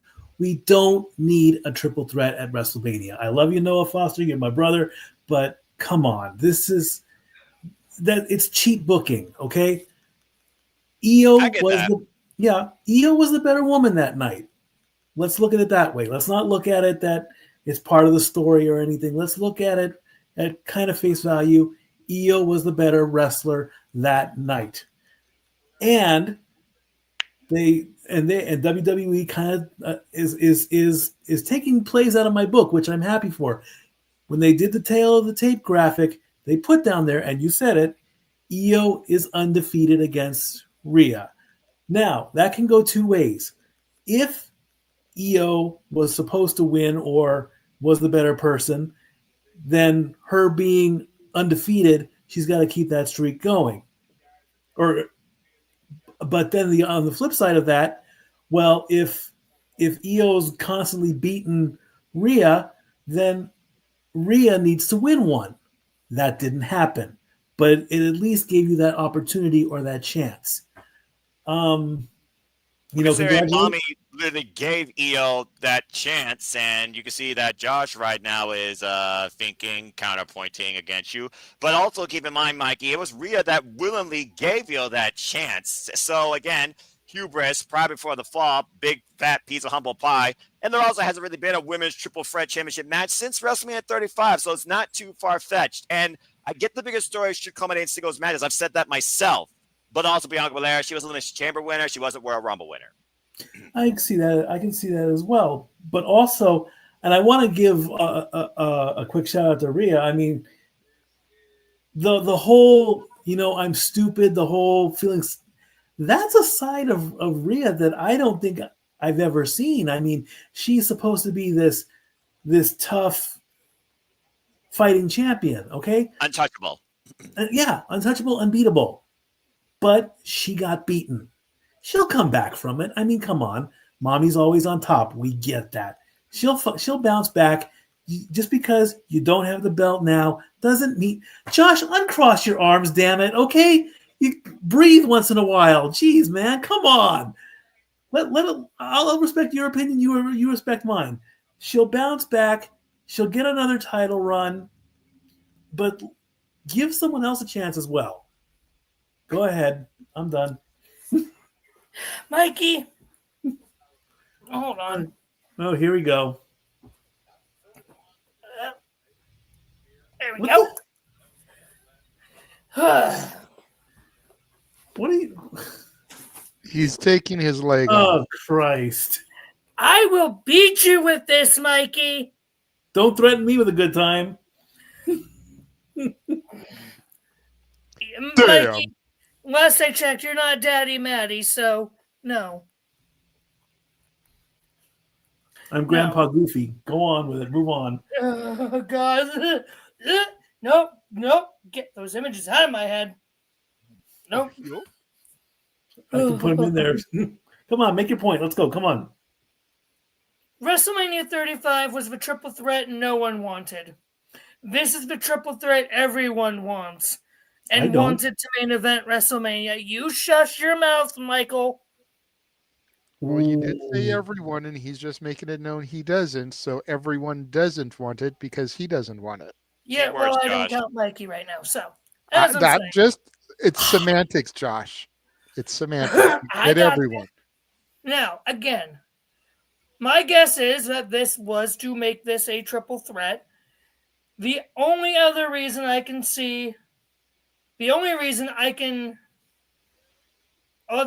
besides trying to make this into a triple threat for WrestleMania is if that isn't Rhea's match and the man is coming around. That's the name I haven't heard in a long time. That's a really interesting thought. The only reason I could see Becky and Rhea this year without the title is if they tried and could not get AJ. And so they needed another opponent for Becky. And I'm not sorry, but Rhea is objectively the best option. She has been the one to have the most chemistry with Becky, bar none. Now, if that is not the plan, and the plan is a triple threat, holy shit, this could very, very easily surpass the Horsewomen triple threat from WrestleMania 32, which is one of my favorite matches of all time for women's wrestling, is that triple threat with Charlotte, Becky, and Sasha when they went from the Divas title to the women's title. That was then. This is now with their successors, Bianca, Rhea, Iyo. Holy flipping crap, this match has so much good potential to just be an incredible match. And I'm not sorry. I'm not sorry to... Woo! If any match should main event night one of WrestleMania, it should, without a shadow of a doubt, be this triple threat. That's bold. I'll give you that possibility. Okay? But there are still multiple stories brewing for both nights. Is it a top contender? Absolutely. Will it? We don't know yet. We still got 6 weeks to go.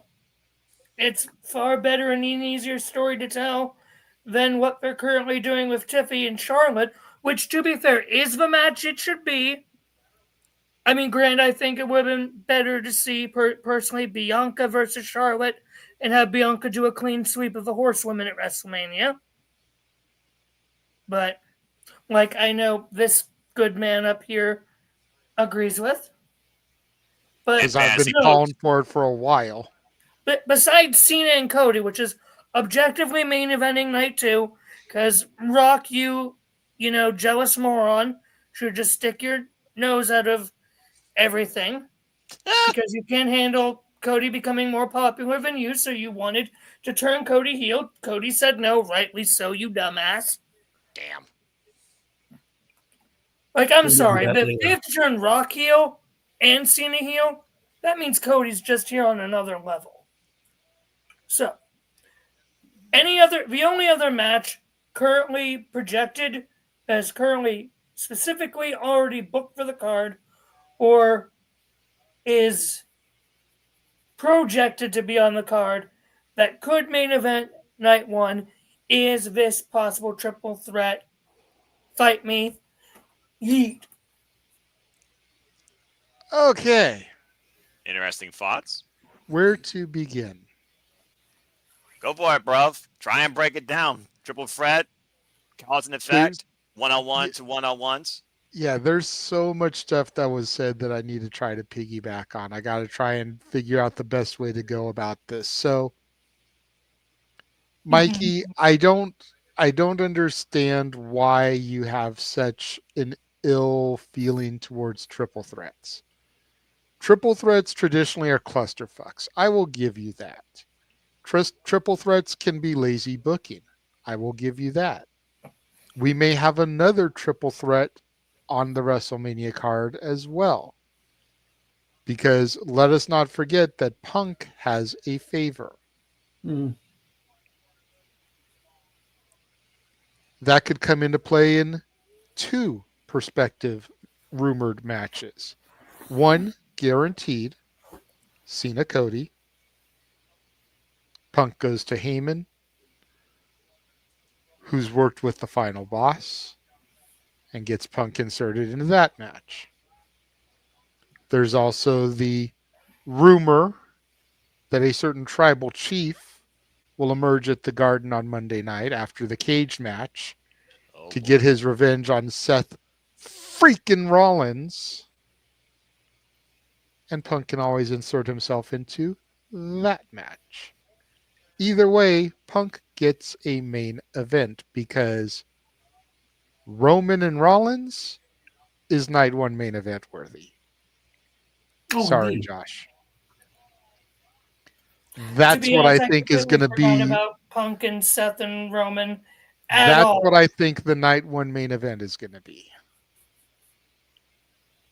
Whatever combination of that they go with, whether it's Rollins and Roman, whether it's Punk, Rollins, Roman, that's going to main event night 1.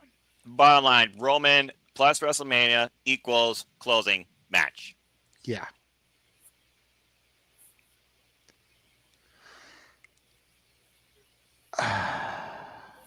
So much other stuff I need to try to remember to get into.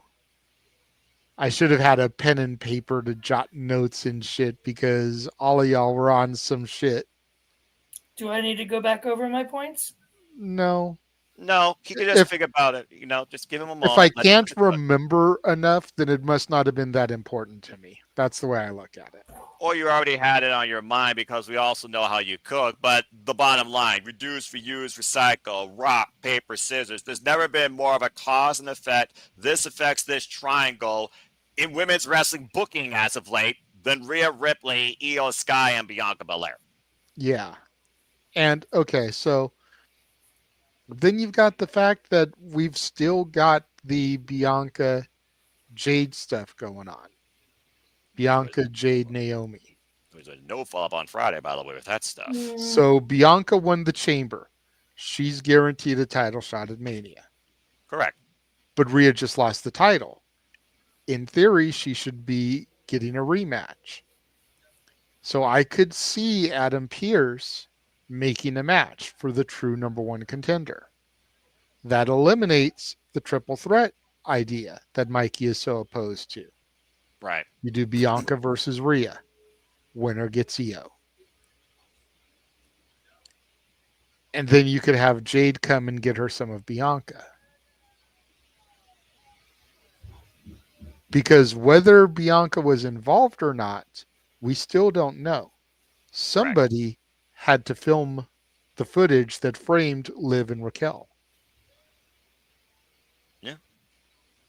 Bianca was in the match that was getting ready to happen for the U.S. title tournament. So she couldn't have filmed it. But Naomi was out there at the ambulance. Whoever filmed it started on the ambulance, showing Naomi there, and then did a slow pan to reveal Liv and Raquel. Can't just be that a camera was set up magically to film it, because you wouldn't have had the pan. It would have been a steady shot. Somebody had to film it. There's an accomplice here somewhere. But where? Jade wasn't returning Naomi's calls or Bianca's calls. Let's not forget that little tidbit that Bianca dropped just before they lost the tag titles.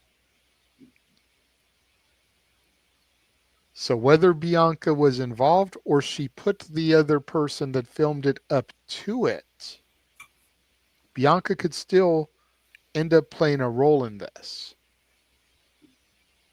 There's a theory that Jordynne Grace could have been the one filming. Now, we know that she technically wasn't there, but she could be exposed as having been the one because the connection that she has with Naomi from TNA. The fact that they embraced in 2 Royal Rumbles. The fact that Bianca snatched Jordynne Grace by her hair this year and got up on Naomi like, what the fuck you doing? Jordynne Grace could be the other person. And that's how you work her back onto the main roster once Mania is over. You expose her at Mania. Walter proposed to me, and I'm only going to throw his shit out there because he's still doing the UFC thing, and we're discussing this. But Walter threw out, and complete dark horse, don't shoot the messenger. But it would be an interesting swerve. What if it was Cameron? Naomi's old partner from the Funkadactyls. That's a real... That filmed it. Outside field shot. But she's got history with Naomi. I believe she came back for a second run, or at least a couple of appearances. So is it really so far-fetched? It would be a swerve. It would be left field. Yeah. But it's a possibility. Yeah. It's something that can't be quickly dismissed. If I may, real quick. In the words of Rift, and I'll give you a second here. In the words of Rift, highly unlikely in all likelihood. Yes. But still can't completely check that off as not a possibility. Go ahead, Josh. I'm still going to go with that was just whatever WWE camera happened to be there. I'm not giving this a there's an accomplice thing because, and again, I don't think Bianca's involved because as you saw on Friday, once, they realized it was, Jade knew it was Naomi flat out. Like, she was probably upset at Bianca for teaming with Naomi, not knowing what actually, not knowing, just because if Bianca didn't even know. But then as you saw on SmackDown when Jade showed up, her and Bianca were just very like, okay, we're good. And Bianca just said to Jade, if you watched her mouth, have at it to Naomi. Have at it to Jade about Naomi. And they just nodded and just walked off. So I think Bianca's just throwing Naomi to Jade, and that's all that's going to be. Because Bianca has to focus on the world title. That's, I think, how they're writing Bianca out of that story. And I think they're going to keep it that way until after WrestleMania, if they go back to it. Because if Bianca wins the women's world title, she's staying on Raw. I don't know. I mean, first of all, the draft is around the corner. They could always be drafted to the opposite show. Bianca could still be on SmackDown. Charlotte could get moved to Raw. Tiffany could get moved to Raw. Kaiser is on Raw if they want to keep the couple together. Just saying. They haven't been. That's what I'm saying, though. They can move them to keep them. Bianca go back to SmackDown. Kaiser and Gunther, my bad. Bianca go back to SmackDown. That way she stays with Tez. Move Tiffany to Raw so that she can stay with Kaiser. Right. Or if Charlotte wins, move her to Raw to get her away from Andrade now that they're divorced. Either way, it works. But something else of note, and I don't know if y'all caught it, Safet brings it up in the chat. I'll bring his thing up in a second. At the Chamber, Bianca and Naomi were both wearing white. Jade was in black. On Raw, Jade was in white. Bianca and Naomi were both in black. Traditionally, the good guy is in white, the bad guy is in black. So at the Chamber, they were both proclaiming their innocence. We didn't know if Jade was going to show up to attack. So she looked like the bad guy coming in and beating up Naomi with no context. On SmackDown, Jade is officially the good guy because Naomi outs herself. But Bianca is also in black. Just a little something. It could mean nothing. But WWE is really good at these little nuances in their storytelling. So it could be something. I would just say Bianca is the female version of John Cena who should never go heel, but then what the hell do I know? Exactly. Because CM Punk came back, right? Fuck you. No, thank you. You're not my type. Not an offer, and you're not Daddy Matty, so back to the triple. All right, show some decorum, you two. Back to the point. Back to we were getting back to the point. Second time now. But Y'all the whole thing, though, going back to my argument, is that if they do the number one contenders match, Jade could cost Bianca.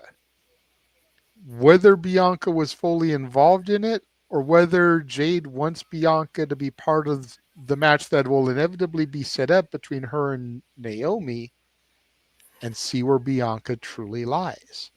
And then if Bianca is involved in it, she turns on Jade during the match. Don't shake your head no. I'm not saying this is what it's going to be. I'm just saying this is what it could be. You can't be so quick to dismiss an opinion, Josh. I'm just saying it doesn't make sense to do that considering Bianca won the chamber match to face the champion at Mania. I don't think we're going to Right, but you have two number one contenders in effect. You got to do something. Triple threat. There's still 6 weeks. There's no reason why you couldn't do this. We'll on TV to ship out. I'm not looking for WWE, but neither are you. We don't know what Triple H is going to cook. These are just possibilities. Sure. These are just possibilities. And Mikey, I will make you a list of triple threat matches for you to watch, young man. He's seen plenty of them. Hold on. No. That he's allowed his opinion, Josh. He's seen plenty of them. I can think of a few from WrestleMania that were fucking solid. Not even talking about the women's ones you mentioned. You know, you go to fucking WrestleMania 2000, Angle versus Benoit versus Jericho, classic. WrestleMania 20, Benoit versus Michaels versus Hunter, classic. WrestleMania 34, Rollins, Balor, Miz, classic. No. And to be fair, if you remember correctly, a few years ago, when we were talking about Jericho beating the GOAT, it was Mr. Meacham who specifically made me a list of WCW and New Japan matches of Mr. Y2J to go watch and determine for myself. It's not I'm not anti triple threat That's matches the biggest in point out of all. general. I'm just saying that at a point there was a time where everybody wanted to make a match a triple threat match. That's what I'm seeing in this storyline. You've got Bianca, and she was going to face the champion, which is now Iyo. If they wanted Bianca Rhea, they should have Rhea should have won, or they should have let Rhea keep the belt. It didn't happen. Am I going to say it's the worst triple threat match in history? No, of course not. Am I going to be disappointed? A little bit, but I'll get over it. I'm not anti triple threats all the time. I'm just stating a fact. That's all it is.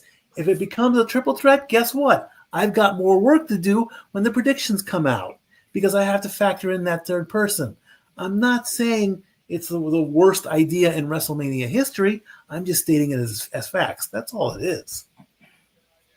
And who's to say that we can't do what we had last year and have a night one match, Rhea versus Bianca, winner faces Iyo on night 2?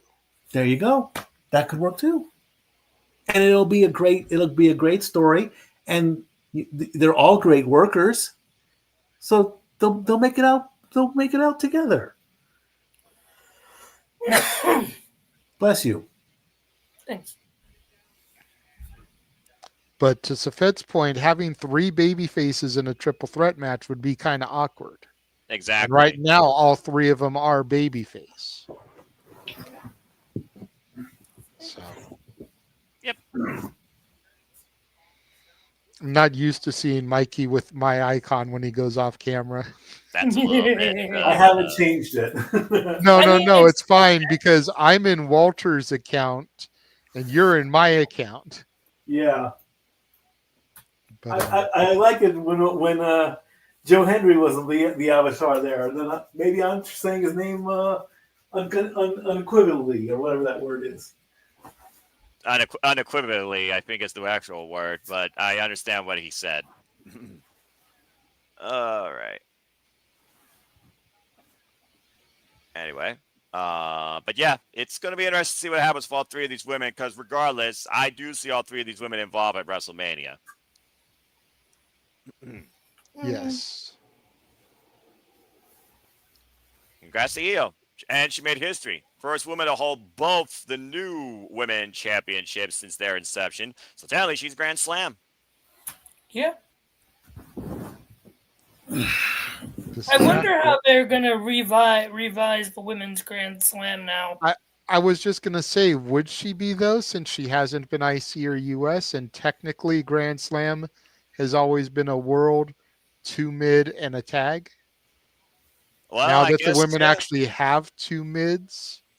I suppose that could be brought into the conversation, but also these titles, you don't know at this point if either of those titles are going to be involved in WrestleMania, and I don't know if WWE fully recognizes them to that value yet. I do think they are putting more work into the Women's Intercontinental Championship based on the amount of various challengers versus the same Control-C, Control-V, aha towards Chelsea Green, while she keeps trying to oppose that office. I'm glad to see more of the Secret Harvest now. I'm a fire. Good deal. So it's nice to know that she's doing something else too. After they female version of the Un-Americans. Noah's bestie Shadow Batash has sent in a $5 Canadian super chat. Hey. She says, "Who turns heel to make the possible women's triple threat make more sense?" Right now, I think realistically it would be Rhea. Absolutely. I think there's a reason why she was in that heartfelt promo-less mood. You got to sometimes reflect on yourself and what you've done for yourself, what's happened around you. She's talked about her personal professional challenges, but sometimes you got to go into business for yourself. And I think this loss might have been a huge wake-up call for her. Yeah. I think Rhea. Good point. Right? Good answer. I can. Rhea works great, heel or face. I haven't seen Bianca heel yet, but if that happens, it would make the Jade storyline better, and I'm okay with where Iyo is now.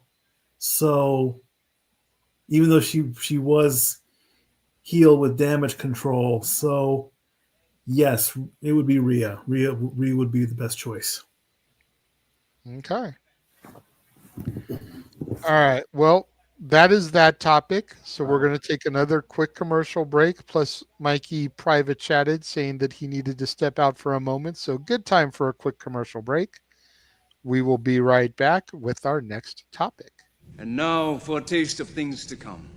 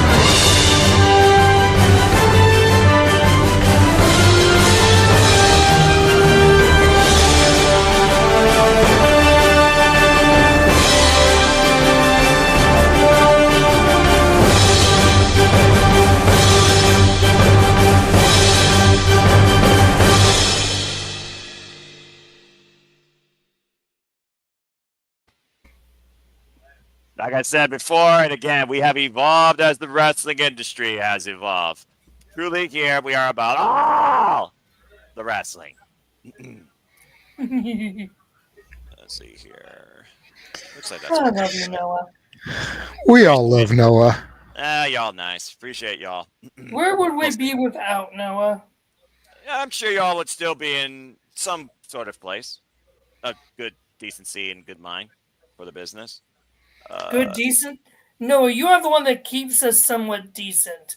And This from is fair. evolving into even more debauchery. This is fair. So thank you again, Ash, for your Canadian super chat. We do appreciate you as always.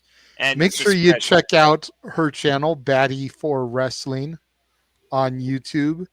Just launched. Has got 2 videos up. One is a little brief 30-second introduction, and one she's featured alongside the Simple Man Noah Foster as they talk about, what is it, the New Japan Cup? Hi. Yep, we basically gave our own bracketology, our preview, our thoughts towards what we think could be the results and who could be the winner. So if you're a fan of New Japan Pro Wrestling, become part of Batty's Army today, Batty for Wrestling. She'll keep you up to date with the New Japan Cup as it continues to progress. And I'm sure it won't be the only time that me and her collab. It was a lot of fun. And good luck in your bracket. I saw day one. I have thoughts, and I'm going to remain my decorum here, plus I'm tired. But yeah, subscribe today, Batty for Wrestling. You should subscribe to Rage of Wrestling. There you go. There it is. Mikey must be getting back into his seat there. Yeah, and again, that is Batty for Wrestling. All one word on YouTube. Damn right. She can be trusted. Can be trusted. Good grief. Always. Your family. So, in the words of Kermit and Fozzie, moving right along. So, this was pretty big news last week coming on to Shenanigans, but it's been a week. The dust is kind of settled. Yes, Josh, we can see you. Yeah. John Cena, of course, turned heel last week. Yes. Now that we're not caught up in the hype and the moment anymore, and we've had a week to process, a week to digest, a week to think about it, I'm curious what everybody's thoughts are. A lot of people are saying this is the greatest heel turn of all time. I don't know about going that far, as the Hogan turn, Bash at the Beach 96, was pretty freaking monumental. And despite how people may feel about Terry Bollea, Hulk Hogan these days, it had a monumental effect on the industry. The creation of the NWO led WCW to the 83 weeks that defeated WWF. NWO t-shirts were seen everywhere. You know, kind of like Bullet Club shirts were about 10 years ago. They were seen everywhere. You could walk into stores and buy them. You could walk into Hot Topic, you know, buy a Bullet Club shirt these days. You could buy an NWO shirt just about anywhere back in those days. Granted, I'm not going to lie, NWO got oversaturated, watered down, became a shell of its initial self, but that initial outing when it was Hall, Nash, Hogan, and then even going as far as to add DiBiase, Giant, Six, Bischoff, it was pretty solid. So I still don't know if I would call Cena's heel turn the greatest heel turn of all time yet. I think we need to see a little bit of longevity, see a little bit of lasting effect, see what happens. And I say that because we think about Austin's heel turn at WrestleMania 17. In the moment when it happened, if you look at nothing that happened after WrestleMania 17, that was a monumental fucking heel turn.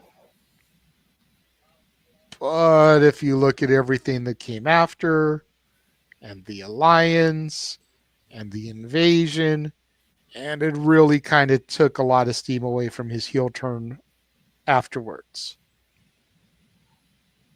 I think we need to wait and see about Cena, but I want to get everybody else's thoughts on, now that the dust has settled some, what our thoughts are of the heel turn. And I'm going to go to you first, Josh, because you weren't here last week when it happened. We were able to get everybody else's thoughts, so go for it. Correct. I was at a young adult Mardi Gras bash when we were finishing cleaning up, and I look on my phone, and it takes everything I have, surrounded by all my other Catholic friends, not to just outright say, "Holy fucking shit!" Here's the thing. Buy the t-shirt. Please, God, buy the shirt. Yes, support Jeff Meacham. When Hogan turned heel, there was no obvious reason or point behind it. They did it to do it, just to do it. With Cena, it is because this is an objective, full passing of the torch. The torch went from Hogan to Bret to Shawn, Stone Cold, to John Cena, to Cody Rhodes. I'm not sorry, Roman. You are a bad guy most of the time. You don't count. The Rock turned heel for Cody Rhodes. Cena turned heel for Cody Rhodes. Hogan turning heel only just did that for Hogan. This is going to mean something because this is going to elevate someone else by their heel turn to even greater superstardom than they are already at. And the person who tried to get Cody to turn heel knows this outside of kayfabe. Because if we, again, believe the reports if you want, but believe the reports if you do or don't. But Rock legitimately wanted Cody to turn heel in storyline, which would have made no sense in any way, shape, or form. And the most likely reason, as I pointed out on the Twitter and put in the no DQ chat, which we had a little debate about before we came on here an hour and 51 minutes ago, is Rock knows that Cody's popularity is growing. And turning Cody heel at this stage would have been like a big fuck you to everything Cody went through to beat the bloodline and did last year. So Cody rightfully rejected that. Just like Cody was like, no, that doesn't work for me, brother. Last year to Rock and Roman, and the fans agreed, saying, no, Rock, screw you and your idiotic ideas. Now, I don't think Cena turning heel was a Rock idea in the slightest. Because, again, as it's been said, Cena Cody has been planned since November. But Cena willing to go heel for Cody to pass that torch speaks volumes about the trust they have in Cody to be able to do this. And the trust that they have that Cena's heel turn in the long run will pay off and won't completely destroy his good guy image completely. And yes, as Safed has pointed out multiple times, Cody said to Rock, go fuck yourself. So, yes. Yeah, we all heard the promo, so I'm not sure why it's getting blown up in the chat there. Yeah, I agree with you on that one, JJ. But Cena's heel turn in the end is going to mean something because it is actively going to propel a star. That is the point of it. Okay, let me ask you this. Hogan, and Bischoff being Hogan and Bischoff. And I love Bischoff now. Mostly because he, drags Dave Meltzer and Tony Khan through the mud on Twitter every day, and it's fucking beautiful to see. Let me ask you this, though. And this is all hypothetical. This is all speculation. This is all just conversational. It's been well documented. We don't have any insider information, even though I've been pretty spot on here recently with some of my calls. You're saying that John Cena turning heel is going to mean more because it's being done to elevate somebody. If Cody Rhodes in turn turns heel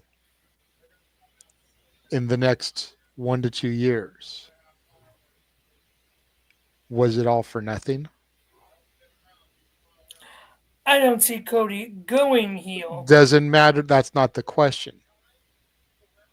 If he turns in the next couple of years after this, is it all for nothing? It's a simple yes or no. I'm going to go with no. Because a lot of people want Cody to go heel and go full Homelander. So that's just something that has to be kept in the back of all our heads. Now, I haven't seen The Boys. I don't understand the Homelander reference. Neither do I. But it's something that a lot of people are calling for. I think at the end of the day, when you, again, look at this and the fact of Cena went heel, Cody did not, I think gives the answer. I get anything can happen, but there is no way they're going to turn Cody heel when they are making him the number one star over because he has overcome The Rock and Roman and will likely have to overcome Cena, and you are having him going over all those stars to be your new face of the company. Yeah, you're not turning him heel anytime soon. Like, if there was a time to turn Cena heel, this is it, because it is actively making a star. Turning Cena heel in 2012 against Dwayne, what was that going to do?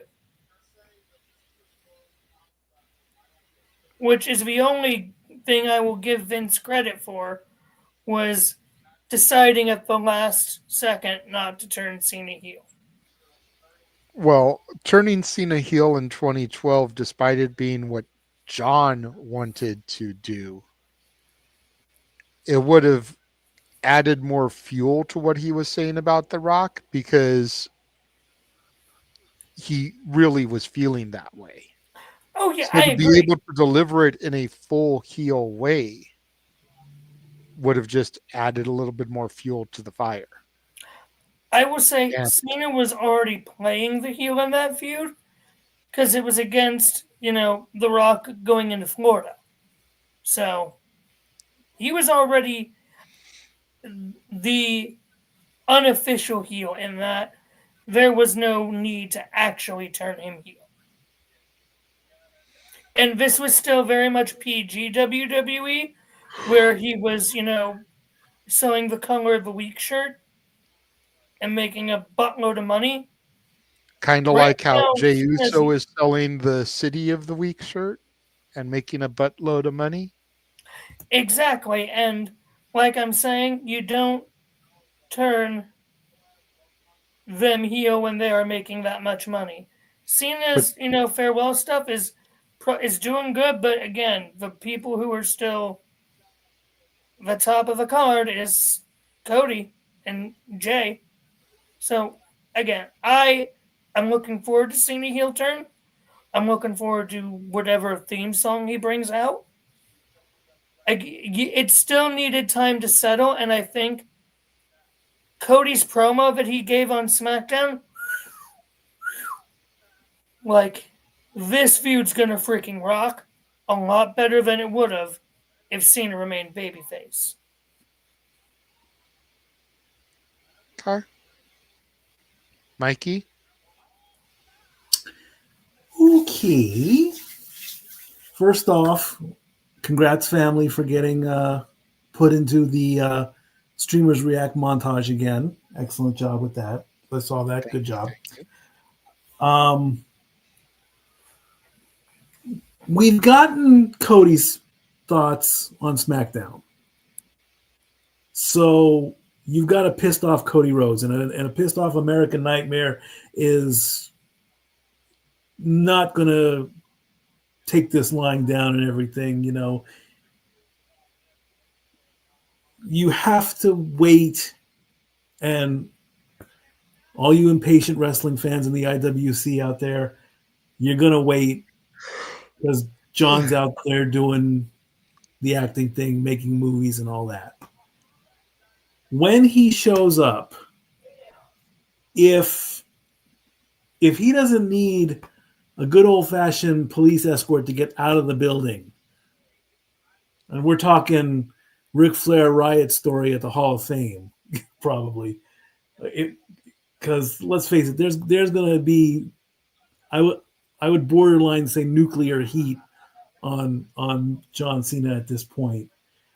Or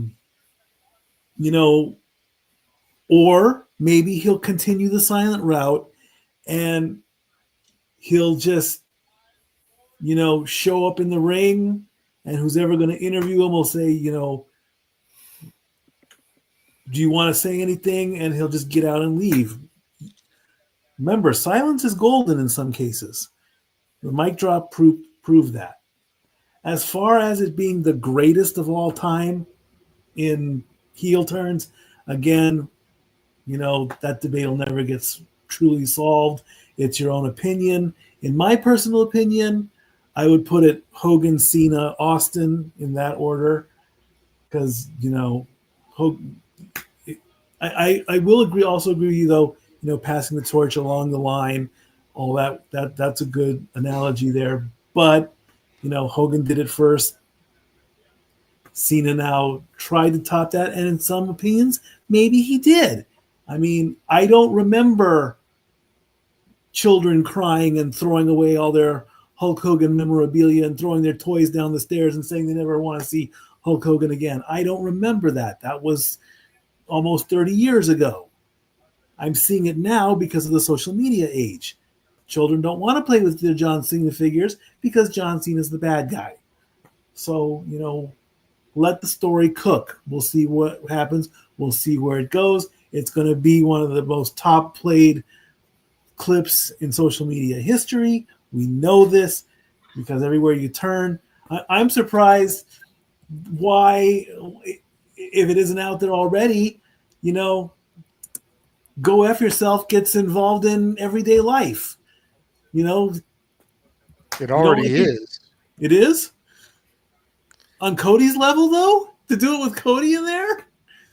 AI is so popular now and is so sophisticated that you can manipulate Cody's voice and take out The Rock's name and put in your worst enemy. Hey, so-and-so, go fuck yourself. Why not? Hey, let's throw that out there. And, of course, people are, ragging on it because AEW did it first. Well, yes, Christian did it first, of course. But WWE did it so much better. Really, though? That's debatable. Yeah, I mean... Josh, you're part of the judgmental problem right there with that last statement. That's subjectivity. If imitation is the most sincerest form of flattery, then where's the Tony Khan meme of him sitting in his chair like, yeah, that was me. I told Christian to say that. Mm-hmm. Tony Khan is a meme. Tony Khan is a lot of things. A meme ain't one of them. No, yes, he is. Tony Khan is totally a meme. Noah, hit the Tony Khan pose. Thank you, Noah. James Corbett. Wow, Noah Foster broke me. That's a first. The first time I broke my kid, all I literally did was just a simple gesture. I'm easily breakable. But there's literally pictures of Tony Khan in that pose. He is totally a meme.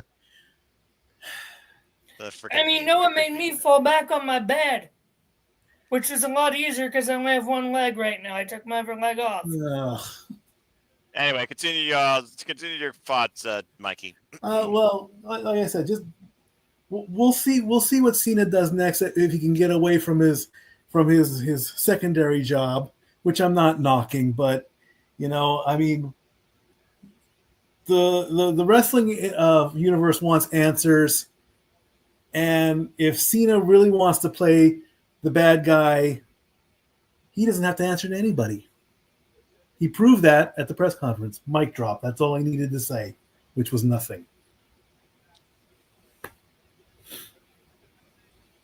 Fair enough. Noah, floor is yours, good sir. The definition of action speak louder than words sums up what Mikey said to a T when it came to the post-Mia scrum. It's very interesting considering how many people yearn for this versus how many young kids may not understand it without the other generation telling them about it. You really got to look at both demographics here and both knowledge bases of wrestling, from the casuals to the hardcores, from the young to the seasoned.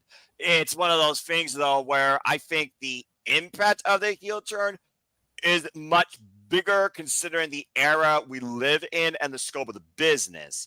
As far as the actual longevity of it, it really comes down to how far we go on this final road with John Cena. And it all starts really with how you follow this up, which has to be at WrestleMania. Is the result as obvious as we think?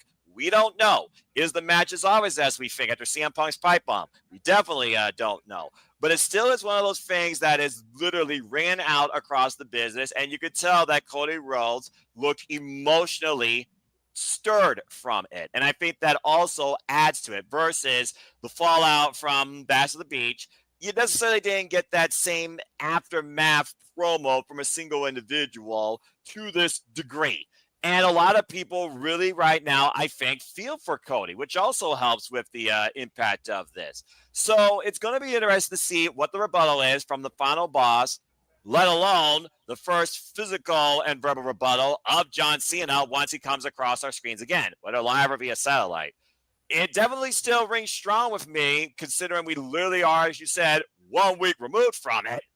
But we got to wait and see what happens and what the end game brings to truly give it that sort of pedigree of this might be the biggest change to somebody in the wrestling business since the insert moment here. In this case, Hulk Hogan. And again, we also have a bit more decorum in this audience because here we are more restricted in what we can do when we're live. We can't throw shit in the ring. So again, different generation, different aspect. But in my fandom, it's definitely the biggest what the fuck I've ever seen.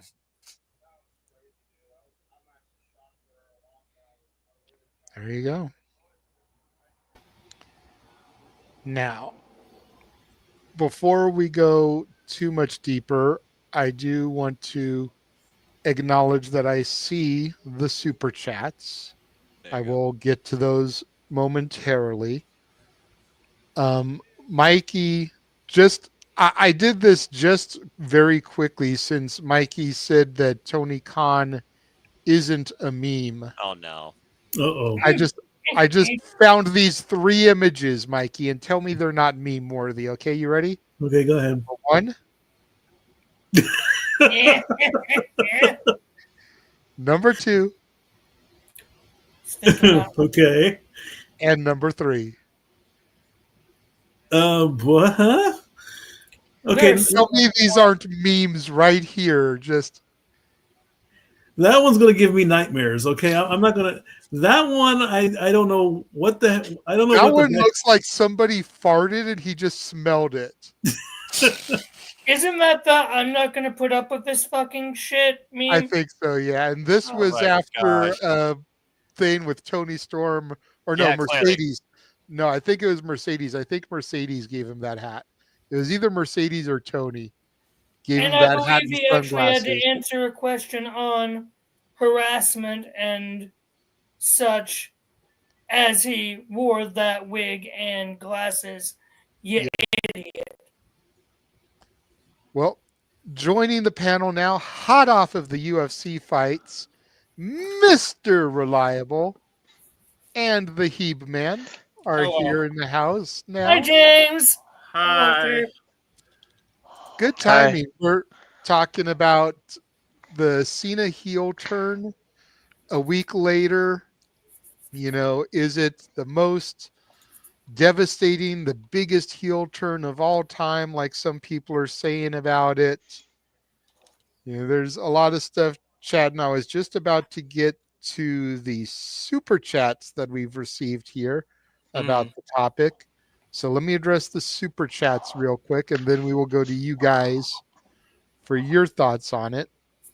First off, Arlene with a $5 super chat. How would you guys feel if Cena told the fans his retirement was a lie? I'd be cool with it as long as he's wearing a salmon-colored suit. Yes. If you know, you know. That's more ridiculous than his bald spot if he shows up in a whole salmon-colored suit, JJ. But I understand what you're trying to go here. I agree. They've already been selling the merch for his retirement. It would be stupid to backtrack. I agree. But it would. The thing is, it'll be a heelish thing to do. If he's heel, you can back out of it. That's the only way you get away with it. But I think it's real. And to be honest, I think the whole plan is right before he retires, like a month, he'll switch back to babyface. Sure. From my understanding, his last date is I believe is going to be, I don't know, quote me for sure, but Saturday night's main event in December is in Boston. Makes sense. I haven't heard an official announcement for that yet. That's the December 29th is a Monday night. Yeah. December 30th is a Tuesday. So his final appearance technically could be the last NXT of the year. There's also been rumor of December 27th, which is the last Saturday of the month, doing a PLE entitled Ruthless Aggression. That's what I heard. I heard that. That would not be a bad idea. I like that. So those are all possibilities. And, you know, he could, if he were to hold the title until then, he could lose it at the PLE, come out on Raw, have that be his final appearance. If he appears on that Saturday night in Boston, I might have to go. That's right. Saturday night's main event is coming up literally in his hometown. So that's a whole different conversation piece, especially if his father's there. You wonder, again, we talk about the global scope. What about the personal scope? What does his family think about this? His dad said, stop asking him. His dad said, stop asking me. Ask Cena if you want to know. His dad literally made a statement. Good for him. I was curious about that. And then we got another $5 Canadian super chat from Shadow Batash. Was the Cena heel turn just to get number 17, or is there more to it? I think at the end of the day, it's going to be selfish. It was to get number 17. He was desperate. Yep. Desperate times call for desperate measures. Yep. Indeed. Don't get more desperate than selling your soul out. Go ahead, Stat Boy. I was going to say, since James and Walter came in, I'm going to go ahead and tag out and say my goodnights. And also, next week at, I believe it's 8 o'clock Eastern, I get to play it along with another watch-along, Selection Sunday, NCAA March Tournament Madness. Can't wait for that to come up. I'm going to start doing some rehearsals, and we're going to see where all the college basketball teams fall, and get your brackets ready, your Bracketology 101. Who am I rooting for this year? I'm going to play it biased. Go Vols. I love you, family. Stat Boy out. There you go. Egon, and then there were 5. Hi. About to be 4. That's fair. You too, Mansfield?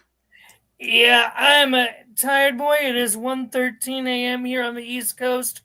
Noah's going to be Everybody is on the East Coast except for me, so.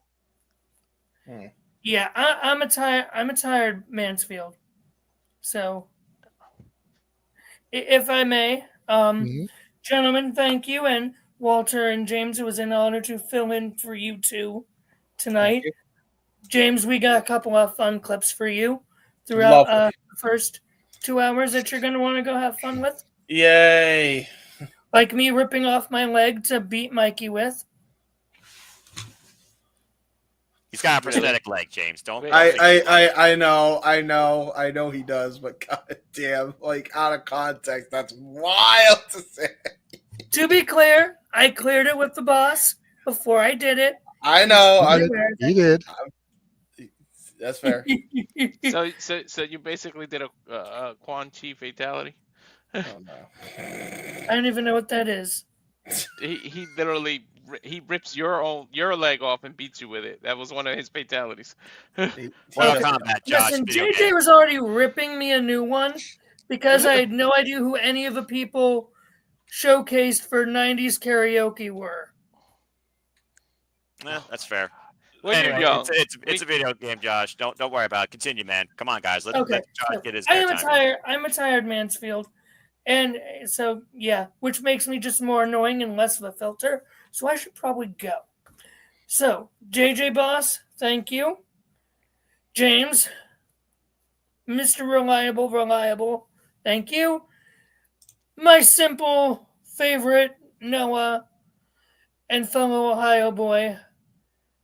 Love you, man. Love you guys. Find me on Twitter at Walking Hymnal. And I'll be back when I don't have things on Sunday morning. So, love you guys. I am tired. Oh, fuck Bill Belichick. Good night. Again. Okay. Good night. Good night. And then there were 4. By the way, James, the other thing he was referring to that broke Mikey, Tony Khan meme. that apparently broke Mikey. I told Noah to hit the Tony Khan pose, and he did it, and freaking Mikey and Josh both fucking doubled over. So not surprised. But yeah, now that I have the graphic loaded in, that is Selection Sunday. That is what Mikey was talking about. He will be doing a watch long for the selections for the March Madness bracket. Make sure you tune in for that. Yes. So, Noah, should I show them the impromptu clip real quick? Oh no. Let him talk to you, boys. Oh no. So I made sure to snip this from the impromptu. James, this was before you joined. Okay. This is just to give a little bit of context real quick. We're going to start. The clip is about AEW Revolution. Enjoy, boys. And you don't have to mute, so just enjoy. I'm a little bit concerned with some of I the expect stuff them to they've laugh. got going on the pay-per-view. The majority of the matches look solid, but I mean, why does Big Boom AJ have a match and FTR is not on the card? Yep. Even 0 hours aside, I don't know. Why you think I'm just gonna be like, oh, here's the 0 hour. Besides, I mean, I don't cover that. Look at that graphic for a moment, okay? Like, this is the biggest collection of what the fuck I think I've ever seen for an Okay, for starters, you've got Orange Cassidy on the 0 hour. Oh, how the mighty have fallen. Damn. Mark Briscoe has to team with this dude that would rather get a Choco Chunk cookie and a chicken bake. And then you go over to the other side. And you've got fucking Johnny Nitro, I mean Johnny Mundo, I mean Johnny TV, I mean Keep going. You got 3 more and days. you've got the maximum male models, the MXM collection. Like, holy hell.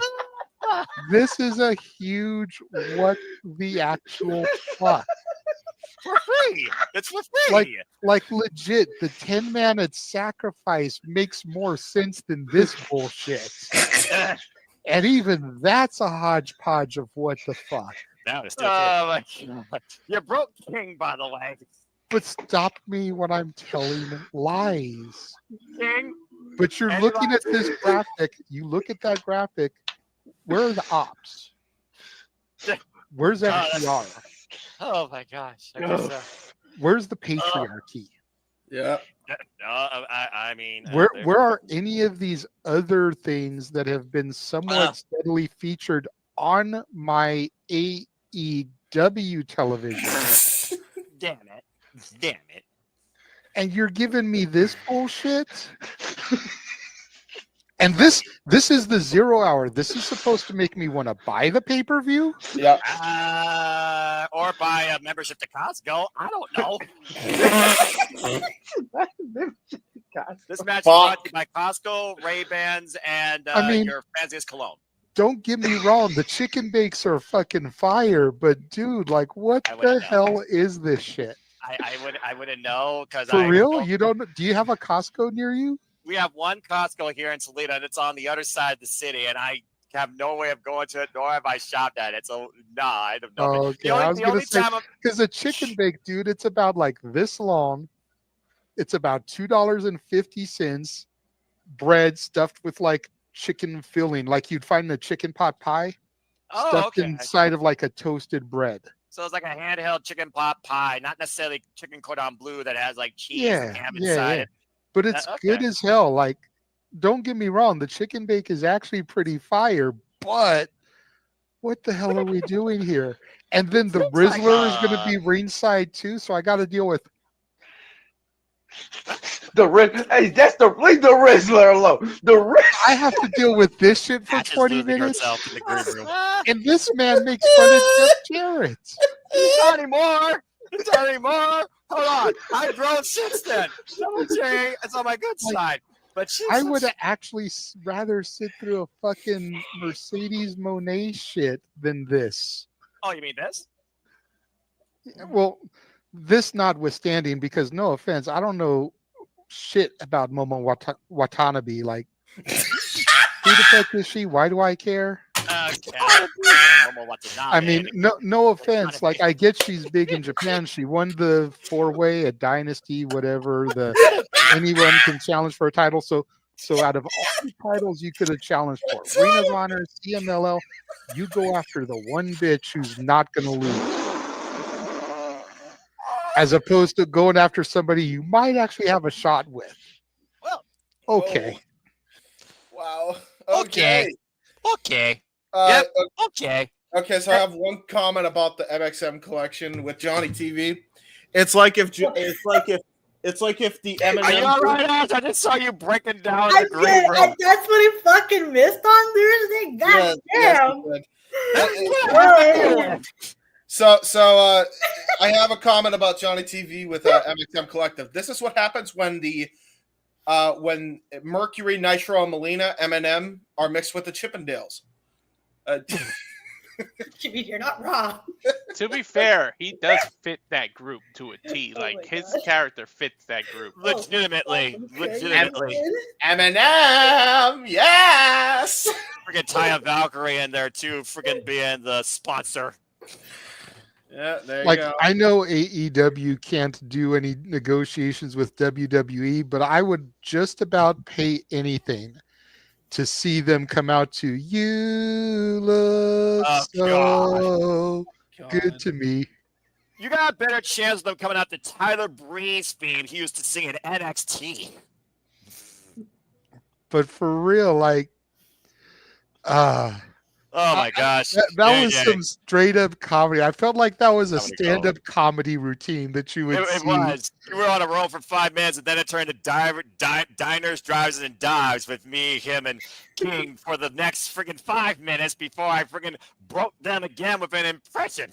I actually like watching Triple D's. That's fun. I like watching Guy Fieri TV shows. I've had his frozen dinners, actually. They're quite good. I had the loaded tots chili cheese bowl recently. Good stuff. Those kind of Triple D. Okay, never mind. Damn it, James, you freaking idiot. What did I miss? No, James, in the room, James. Once again, James proves how much of an idiot he is. I thought we were talking about something else with Triple D's, and then the dinner. I got it. Speaking of freaking idiot, you guys missed the joke I made with this guy's last name, and our brother's like, "Damn it, Walter, you freaking idiot!" He hit it. Like, this guy had the weirdest last name that was like Bahamones, Baha something, Baha, and I just went Ba-da-ba-da-la-bamba, and James I broke him. Yeah, no, there was another one where it was what was it, like some guy named Viv or something. Previz. It was like Dominguez but with whoever this guy was, and because we couldn't fucking pronounce his name, we're shit. And then it took us like 2 minutes to realize, oh wait, it's 2 syllables. Oops. You idiots. Couldn't pronounce his name like Watanabe. Watanabe. I heard James pop for that. Dude, he read that. He read that as Watanabe. Dude, Watanabe is crazy. I said it about as white as I could for the shtick. Not even the most freaking incoherent Japanese guy I can imagine could say Watanabe. Watanabe. I know it's Watanabe, but I was saying it as white as I possibly could for the shtick. Proving a point. He was proving a point, Dan. That's right. It's like saying quesadilla. Quesadilla. You gotta have. Hold on, you gotta have Southern twang with it. Can I have some taquitos? James. You good there, James? James just barely got on, and he's already broken. Broken. Like Matt Hardy, just delete. I popped on here like giggling like I'm TJS all of a sudden. So that's too time for this bullshit. you're far more tolerable, to be fair, and also far more educated, and also far more awake and cognitive. But that being said, I don't think even the Quizno commercials ever said quesadilla. It's like quesadilla. It's like I don't remember that, from the commercial. So you gotta say it with Southern twang. Quesadilla and taquitos. The You gotta Quitos. do it like that. The Quitos. There you go. Exactly. Like And a Bayhay Blast. Bayhay Blast. Dude, the dude. Dude, hey. Poor James. Hey, I resent that. I resent that. Hey, okay. No, Listen, you represent I got nothing against Mountain Dew. I just love saying that slogan. Okay, well, yeah, again, you're one of my best friends for a reason. Now, damn right I do the do. I'll do the do until I can't anymore or my blood turns green. My best friend. I'm everyone's Canadian friend. We've said this already. That's our nickname. It's a gimmick. Dude, it's a gimmick. I know. I'm not okay. We've put it on this show already. I'm everyone's Canadian best friend. No, okay? Ash. You're everyone's Canadian. Friend. Listen, I'm okay to a point. I'm also tired of shit. Well, this is accurate considering in 34 minutes, 2 becomes 3. So, yeah. Huh? Yeah. Bring forward, man. Daylight savings. Oh, yeah. Oh, that's what that meant. He's not talking about what happens when you lay in bed with a woman. Wow. Okay, so anyways, moving along. You fucking idiot. We actually got nowhere to say the F-bomb in it. Is that a menage a trois? What the fuck you trying to pull off here, prof? I was about to ask the same question because I'm over here like, what the fuck kind of parties It's the are you only getting? time 1 + 1 = 3. That's all. 1 + 1 = 3. What? Einstein's pissed. Okay, and me and JJ are the only fathers, so we're the only ones that get it. Okay, so this must be a parental thing. This doesn't sound like the conversation. Okay, guys. So, all right, now back to the Renegade to restore some form of order to decorum, as I usually do. See, when the sperm duplicates the egg. This is not a sexual education class. Shut the fuck up. He's definitely not educated because he said duplicate. That's not what happened. You don't know the difference between meiosis and mitosis. Shut the fuck up. JJ, host. I feel like we're back in the spaces with everyone talking over each other and telling people to shut up. But anyways, raise your hands up, please. There's none of that here. JJ knows that. There's a reason why he hosts the weekly moderated madness wrestling conversation. So James and Walter, do either of you have anything you would like to add to the Cena conversation? Now that it's been a week, we've processed it. People are touting it as the greatest heel turn of all time. Been a while. Your thoughts? No, I'm an older person, so I was there when Hogan. I'm sorry, I think it's a bit of recency bias. There's no. Yeah, it is. Hulk Hogan literally changed the entire industry with his heel turn. Monday Night Wars wouldn't have happened without his heel turn. Any of that stuff wouldn't have happened. Yes, Cena has one of the top 2, 3 maybe greatest heel turns. Which, you know what? I might do a top 10 heel turn, JJ. We might as well do this. But there's no way Cena's number 1. Yes, it's great. It's after 23 years. But he's been a heel before. Go back to Hogan. He was never a heel. He was the good old American, say your prayer, eat your vitamins. When that man was the third man, the amount of garbage that was in that ring to the point where he couldn't cut it. He had soda, ice, beer probably all on his body. He had to slap stuff out of the ring. Even Gene pointed out that all this stuff in the ring. It's impactful what Cena did, but no way it surpasses Hogan. No. I don't know if it's an age thing, but it's just because it's fresh in people's mind. They forget all the rest of the turns. And I think a lot of it also has to do with the way people feel about Hogan these days. Mm-hmm. Ever since the footage came out of him saying the N-word, the Trump rallies where he supported, the Raw on Netflix where he got booed out the building. I think a lot of that is also playing into people's judgment. Mm-hmm. Yeah. James or Ash, anything you want to add? Go ahead, James. Hi. Okay. So I agree with Walter because as much as we hate Hulk Hogan for nowadays purposes, and for rightfully so reasons, that wasn't a proper sentence, but I don't care. I'm tired. Leave me alone. I'll give you that one. Continue. Yeah, man, he has changed the industry with his heel turn. Like Walter said, nobody expected it. Everybody thought he was going to be good guy Hogan for life. Nobody even suspected he was going to go heel. You can maybe make the same argument for Cena, but let's wait until he actually has had his heel run, and let's see if he breaks his word about retiring by the end of the year, and then we'll talk about if he's part of the greatest of all time. When we get to that point, then we can have that discussion. Till then, Cena can't even begin the list of discussions yet, especially when it's at its infancy. Enunciation, folks. There you go. Yeah, and to Safet's point, when he was in the AWA before Vince snatched him up, he was a heel. Yep. It's what Thunderlips was based off of. So Hogan was heel before 96. It's just that because of the era it was in, if you didn't live it, you don't know about it. Because there wasn't social media. Hell, finding product on TV back then wasn't as easily accessible as it is today. That's the thing. Everyone can access what happened today from anywhere. Yeah, wrestling television was more regional than it was worldwide.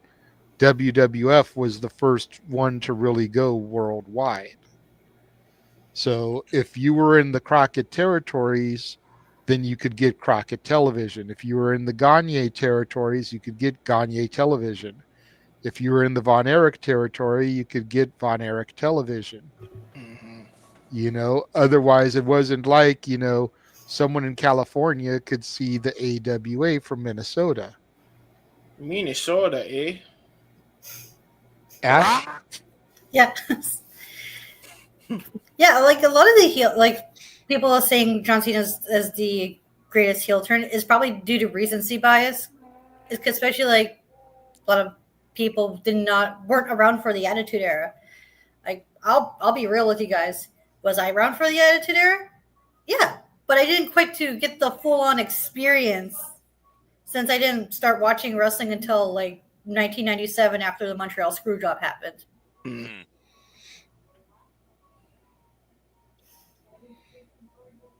Oh, I mean, that's fair because you're a Canadian. That must have not made you feel good. Oh, hold on one moment, please. Sorry. One moment. Sorry. Uh-oh. Personal situations, you know, as they do. Yeah, about to say, yeah, she was there in the country when that job happened. So I was about to say, like, I don't know, like that's something that needs to be asked. I mean, it has to be. Well, that hits literally as close to hard as you can get. Yeah. So, I mean, I like Hart. He cool. Nah, best there is, best of us, the best there ever will be. But again, and I agree with Arlene here. I don't think it's that shocking if people were calling it before the pay-per-view. And Noah Stradamus up here was one of the first ones that said it. Yep. Oh wait, I called it? Yes. I did call it. Sorry, I just had to help my grandma out with something what I all miss. No worries, nothing. We were kind of waiting for you, so you could finish your point. Oh, crap, I lost my train of thought again. Gosh darn You were talking about the screw job. Yeah. Oh yeah, that's right. I didn't know what happened. I was so confused. Everybody was. No, for real. That's fair. Because Bret Hart was before my time. As crazy as it sounds, I'm from Canada. I have yet to see a Bret Hart match. Do I plan on seeing one? Of course. I just haven't gotten around to doing so yet. Wait, you haven't seen a Bret the Hitman Hart match at all? Yeah. Wow. That's May I recommend that your first one be WrestleMania 10, Bret versus Owen? I heard that was a really good opener. That's on my list. Arguably the greatest opening match in WrestleMania history. No argument from me. The only match I can think of that really even comes close is Eddie versus Rey for Mania 21. Ooh, I was going to say Bryan versus Triple H. Would that be up there, or is that? I would put that up there. Yeah, that match was fucking. Not as good, but I'd probably say top 5. Okay, that's fair. That's fair. Yeah. I mean, this list is far more logical than what WWE's been putting out with their top 50 so far. What they got in the bottom, bullshit. Yeah, it's a little too early to say how great of a heel turn this is, because it hasn't been fully played out yet. Yeah, exactly. We're literally 1 week in, folks. Yeah. Cool your jets. Like the water hasn't even boiled yet, and people are already complaining about the meal. I don't think they put enough water in the pot yet. Well, here's the problem. We also live in a world where people eat unironically undercooked chicken and don't get sick. This is also accurate. Yeah. In America are so weird sometimes. No Yes. And if at least we don't have flapping heads, though. Sorry? I said, at least we don't have flapping heads, though. This is true. I mean, you're not wrong. I mean, that's a South Park joke, Noah. I know you don't watch television, but in South Park, the Canadians, their heads flap.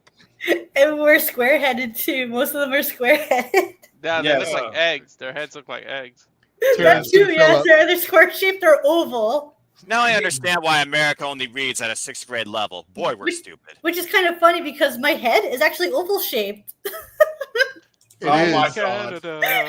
And now that you pointed it out, we can't not notice it.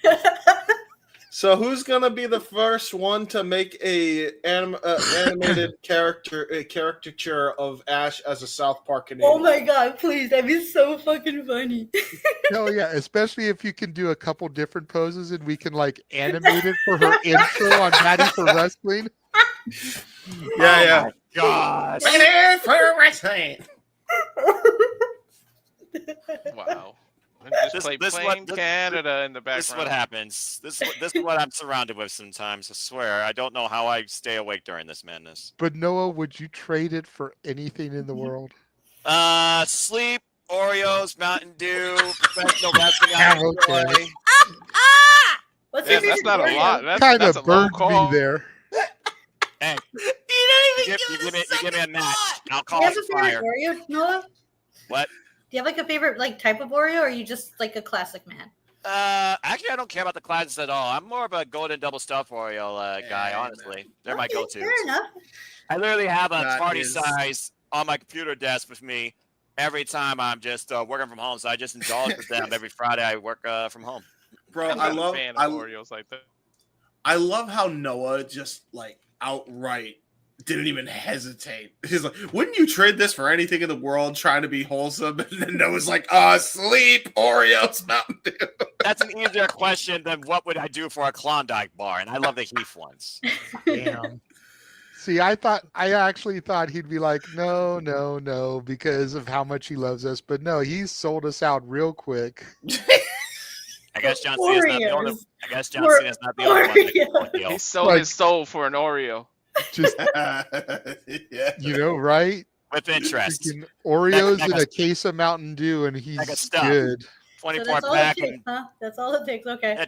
Look, I'm a simple man, all right? It doesn't take a lot with me, all right? You give me a 24 pack of Mountain Dew and you get me golden double stuffed Oreos, you're on my good side.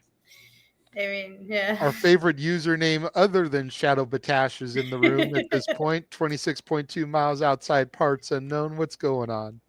Hey, what's up? And switch to, I don't know if I'm going to buy that yet. I can't justify the open world wild card being enough. No, I mean, hey, I freaking tease. Here's your tutorial. Press A to stay tuned for Sibling Gaming. But I already got a Switch and I already play Mario Wonder. So, again. And I'm literally playing the Switch right now, which is why you see me doing weird. You're always motions. playing the Jamboree because you're Wario. So, I mean, that don't surprise me. Well, anytime I hear Waluigi's laugh, I get flashbacks to Rollins doing the laugh. Won't do this. You know, it surprises me that he hasn't gone with that sort of get-up yet. Give him time. Give him time. That's fair. I'm waiting for somebody to just edit the Seth Rollins theme, and instead of burn it down, it's just Don't get If he ever comes down to NXT for Halloween Havoc, maybe. Ooh, yes. He's already had a giant Batman red boot, so honestly, it wouldn't surprise me. He has the nose for it too. This is Damn. also accurate. True. Okay, so earlier this week, getting back to some actual wrestling conversation. Convo? Earlier this week, it was announced that Tony Khan, our favorite memeable person, finally released Rey Fenix from Guantanamo Bay. Good grief almighty. And I think the $1 million question here is how long till he shows up in WWE? We know that's where he's going. He's going to join Penta. But how long till we get him? Well, after Mania, si cabrón, fiesta, lucha. For those that don't know, James's favorite wrestler is Rey Mysterio. So despite the fact that you might think he's insensitive, he actually does respect Lucha Libre and sometimes takes over the call for those type of matches. Hello, hologram. So I'm thinking a couple of different things. One is Raw after Mania, because that seems like it would make sense. You don't want him to interfere with any Mania build plans. And it looks like they were going to do this week on Raw. It's going to be Rey and Dragon Lee versus the New Day. I could see that evolving into Rey, Dragon Lee, and Penta versus the New Day and Chad Gable for a Mania match. You know, since Chad Gable's been on his Lucha quest. And Chad Gable gave Penta his first match. I could see that evolving there. You don't want to take Dragon Lee out for Rey Fenix. I think that would be kind of shitty to Dragon Lee. Agree. Flashbacks to AEW. So you could do that. Or you could bring him in. You could bring him in at Roadblock and have him go down to NXT for a month or two and then move him up at the draft. Because we all know that the men's division is lacking in NXT. Accurate. And while I don't see Rey Fenix as an NXT heavyweight champion, I could see him doing something for the North American title. Maybe him and Ricky Saints for contendership or something.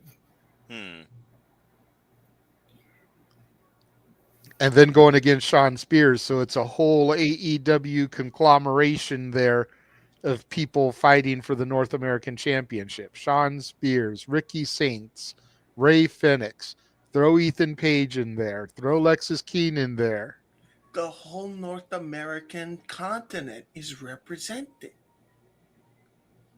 This is also accurate. Oh yeah, that's right. Ethan Page is from Canada. I forget that. Yeah, because he acts like a fucking American jock. Anybody else notice that? It was just No, I can definitely see it in his attitude and demeanor.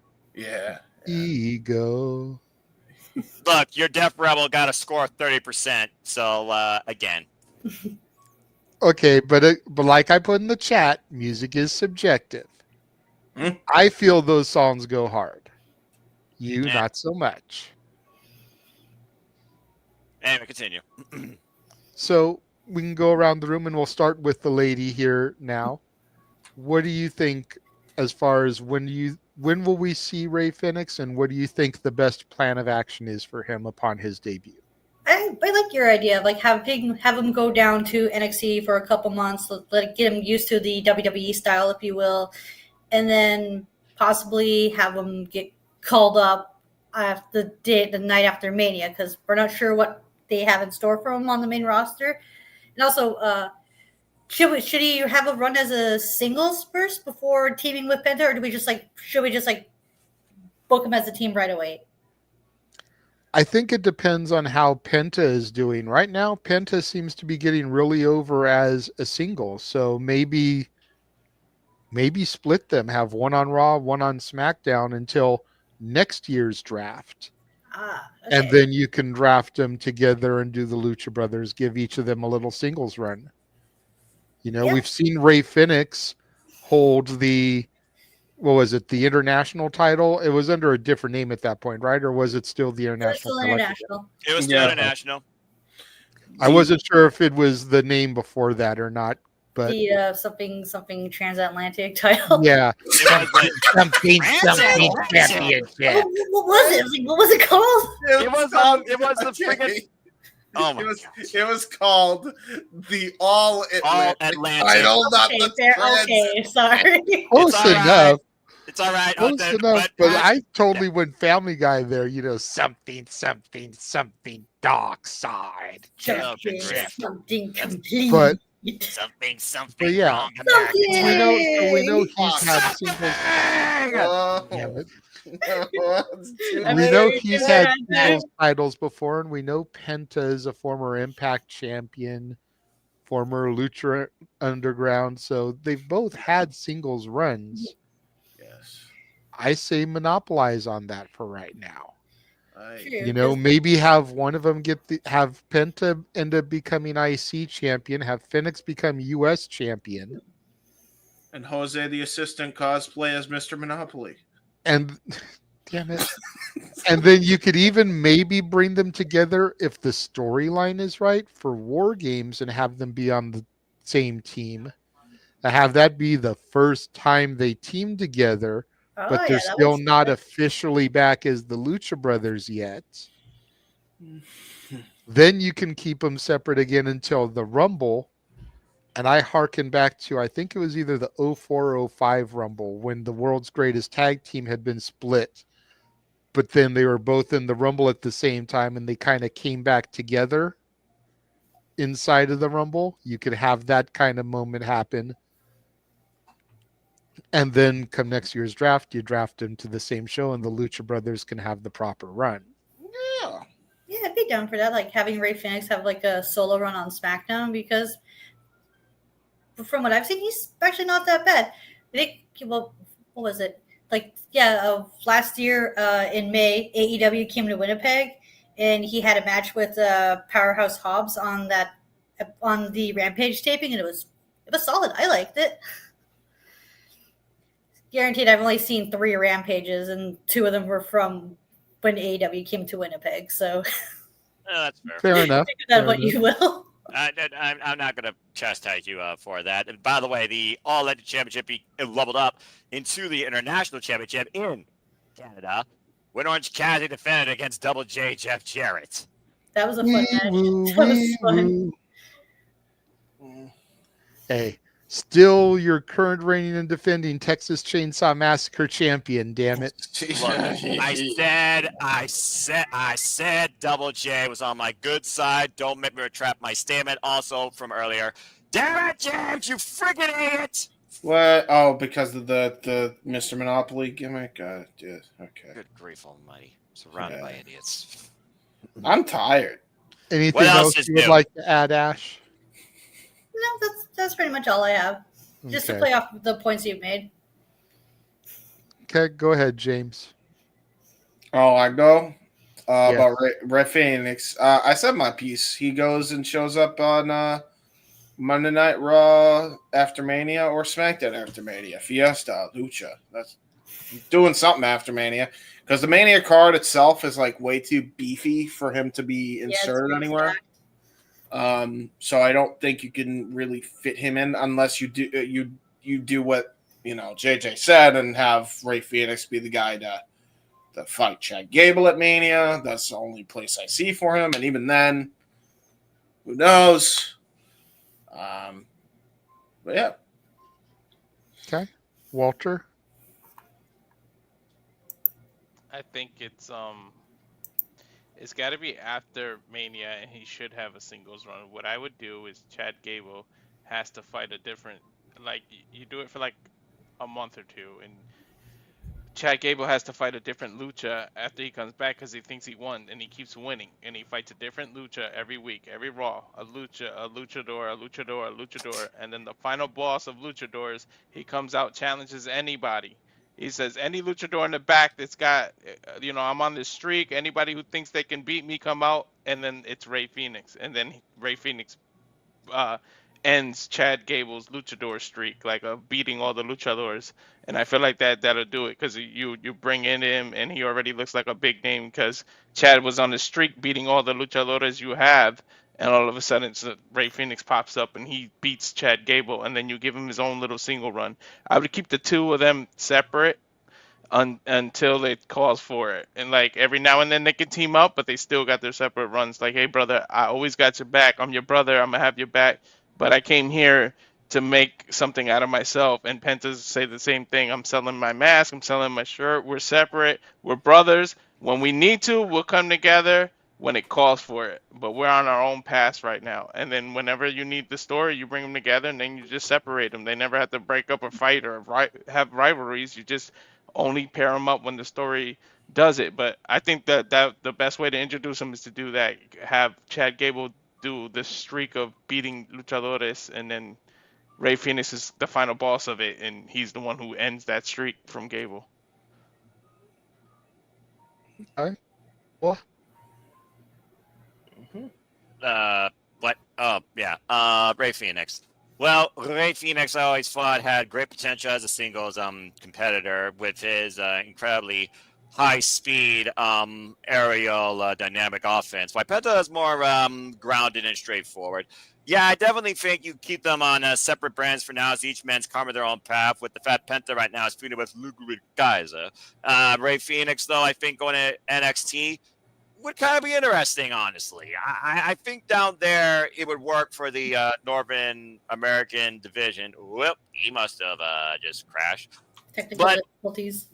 Technical difficulties. But it's also one of those things where I also think SmackDown also has almost become the home of more luchadors at this point. We got Andrade trying to figure out what's going on with Legado del Fantasma, trying to hone in on Humberto Carrillo's potential. I mean, Humberto Carrillo was one time, the highest things in sliced bread when he was a single star.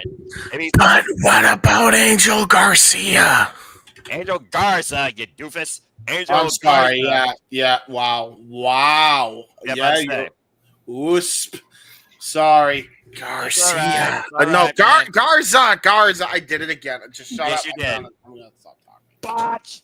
But yeah, I mean, Angel Garza is another one, though. And of course, you have Andrade El Idolo. And like I said, Legado. It's just one of those things right now that I think it'd be kind of cool to see him either on SmackDown or NXT, but I definitely believe you have to keep the two men separate. Penta's been on an extreme roll right now as this singles feud, and I think both are better off as single stars versus going into the tag team scene. I think that's what both honestly wanted to begin with. So I definitely like the settlements of him going to NXT or SmackDown. Definitely should not be at WrestleMania. We don't need a pointless surprise. Here you are. You're in the Andre the Giant Mortal World that's met jack shit since the inauguration. And even then, there wasn't nothing done with it. So, yeah, I see him definitely coming in after WrestleMania. Now, if the rumors are to be believed, and they actually do Backlash in Mexico, that could very well could be the stage where Rey Fenix makes his debut and arrives on the scene for all we know. It also could be what Chad Gable shows us exactly how far he's coming beating luchadors, as we don't know where this journey got him from some shady person in Mexico. That sounds like a normal day.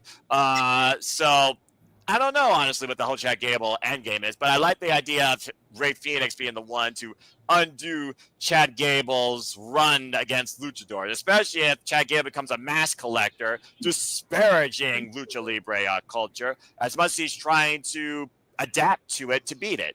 So I think there's definitely a longer story there if Rey Fenix shows up.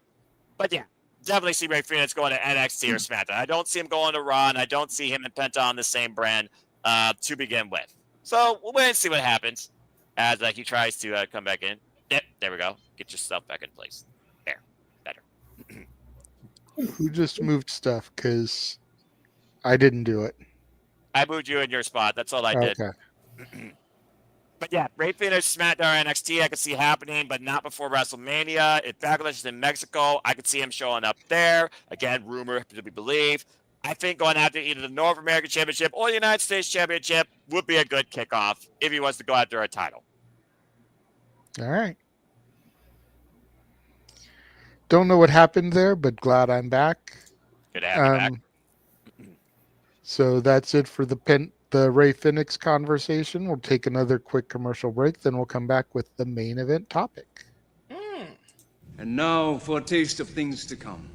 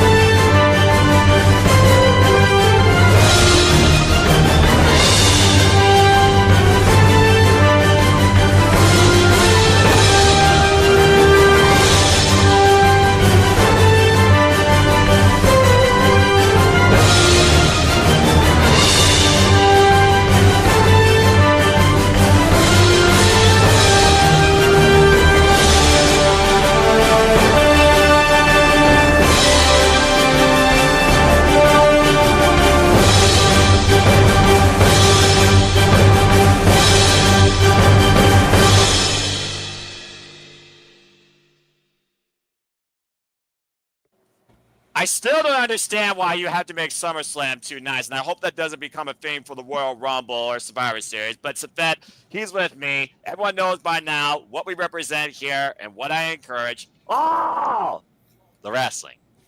All right, main event time. All right, so it is now time for the main event, and this is the only topic that I could really kind of see getting a little bit, I won't say crazy because we've gotten crazy all night. It's the Shenanigans. Right. But it's the only one I could see getting a little bit on the downside. And it's got to do with the interview that Carmella gave this week regarding her release. Where Cliff Notes version is basically she said that her contract was allowed to expire and not renewed out of punishment because she went to be a mom and have a baby. Yeah. Wait, who? And this is for who? Carmella. Oh. Yeah. Now, there's a bunch of different ways that we can slice this, and I'll say some of them here, and then we'll go to our resident female to start us off here. But I mean, so number one, Becky Lynch, Alexa Bliss, all left to go be moms. Came back. Ronda Rousey, not with the company anymore, but she left, had a kid, came back. It's got nothing to do with that. I don't think. You could say it's a punishment for what Corey Graves did. Her husband, the way he ran his mouth after being demoted down to NXT. But at least they still gave him a job and kept him. At the end of the day, what did Carmella truly bring to the show? She's blonde. Half the women's roster is blonde. Mm-hmm. That's not special. No. She's a passable wrestler. That's about a quarter of the women's roster. I'm not trying to be fucked up, but, you know, BFAB, Maxine Dupree. Not the greatest workers. No. Passable. Entertaining. I feel like Maxine Dupree is pretty much doing what Carmella was doing as far as character work. I still feel more so than anything, this was a way to punish Corey. personally. Again, we know it's documented. He ran his mouth about McAfee after getting bumped down to NXT. But Corey brings something to the table because when Pat goes back to do the college football in September, someone has to take his spot. Mm-hmm. And Corey can be brought right back into that spot. Carmella, not so much. Plus, you figure the medical issues that she dealt with her pregnancy.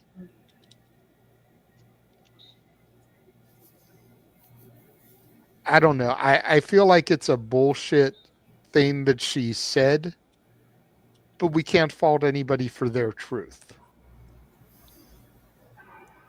So this is where I open it to Ash, the resident female of the panel. Go ahead with your thoughts on this. It's just like going like through what she went with her pregnancy, with her postpartum depression, her drop foot. Those are like severe mental and physical stuff that can take a massive toll on a woman, and we're not sure if she's not just physically but mentally ready to step back into pro wrestling, because pro wrestling is very unforgiving. And also it could just be down to they didn't really have anything for Carmella. They didn't have like a role or a spot for her that's not being filled by another woman, unfortunately.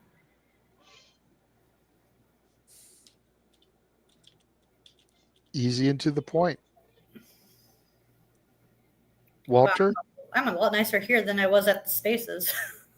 I was going to say, I did the Spaces about this, and it pretty much is the same consensus. This isn't an excuse. That isn't the reason why she shouldn't be saying that. And if I was her, you never know when you can prove yourself worthy to coming back, go other companies and make them want you back. So I wouldn't burn bridges and immediately start talking junk. But she said it herself after her drop foot. I'm not sure if I'm ever going to wrestle again. So then why let me stop you right there real quick. What is drop foot? It's like a nerve condition when you can't move your foot. You can't even lift your foot up at all. Like it's a nerve condition. You can't feel your foot. You can't move it. You can't even lift it up like 2 inches off the ground. You're in constant pain with it. Gotcha. I've heard people saying that in the Spaces on here, and I just didn't know what it was. I'm like, what the hell is drop foot? So thank you for clarifying for me. So yeah, but it literally came out of her mouth. I'm not sure, or her fingers, because she tweeted it. She didn't say it. But see, I'm not sure if I'm ever going to wrestle again. So if the company is renewing it, looking at that, why would they renew you? That's a liability to them. If you're just going to go out there, at the end of the day, the word that follows wrestling usually is business, right? It's the wrestling business. It's a business decision. Like if they know you're injury prone and your contract is going, why would they renew it? But I think you're right, to be honest, JJ, about the whole Corey Graves punishment. He just ran his mouth, and if you don't stop, and then your household loses 2 income. So that's why he whipped himself back into shape, and you notice he's doing fine in NXT. So, but I wouldn't go around talking junk about your ex-employer, because you never know when they can want you back. Just go out there in the indies and kill it, and make them want you back. Sit there and just say, look, I'm grateful for the opportunity. They made me who I am today, and I lived the life I lived because of this company. And that's all you got to say. You don't always got to immediately start talking junk.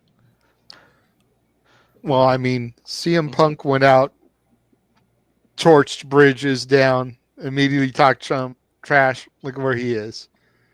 Just saying, as far as that goes, it's not like it's not hard to come back from that. And he probably could have come back before 10 years. I get what you're saying. I get what you're saying, but CM Punk, Carmella. I definitely get you there. I definitely This is agree with accurate. you there, but I think the big key. One's a check magnet, the other one's a chick. Sorry. Okay, RJ. Sorry. I think the big takeaway here with what you just said, though, is, she may never wrestle again. So to your point, why would you renew a contract for someone that may never get back in the ring? And if you've already got the mentality of, I may never wrestle again, she may not want to ever wrestle again. In which case she could go, and I know this was brought up in the spaces, but she could go the Mandy Rose route. Mm-hmm. She could go the Jordan Grace route. She can go the Lacey Evans route and start an OnlyFans or something and sell photos of herself to horny teenage wrestling fans that are willing to pay the subscription fees. Well, let's not say teenagers, but yes, adolescent, college people. The simpletons who are willing to put out money just to see Exactly.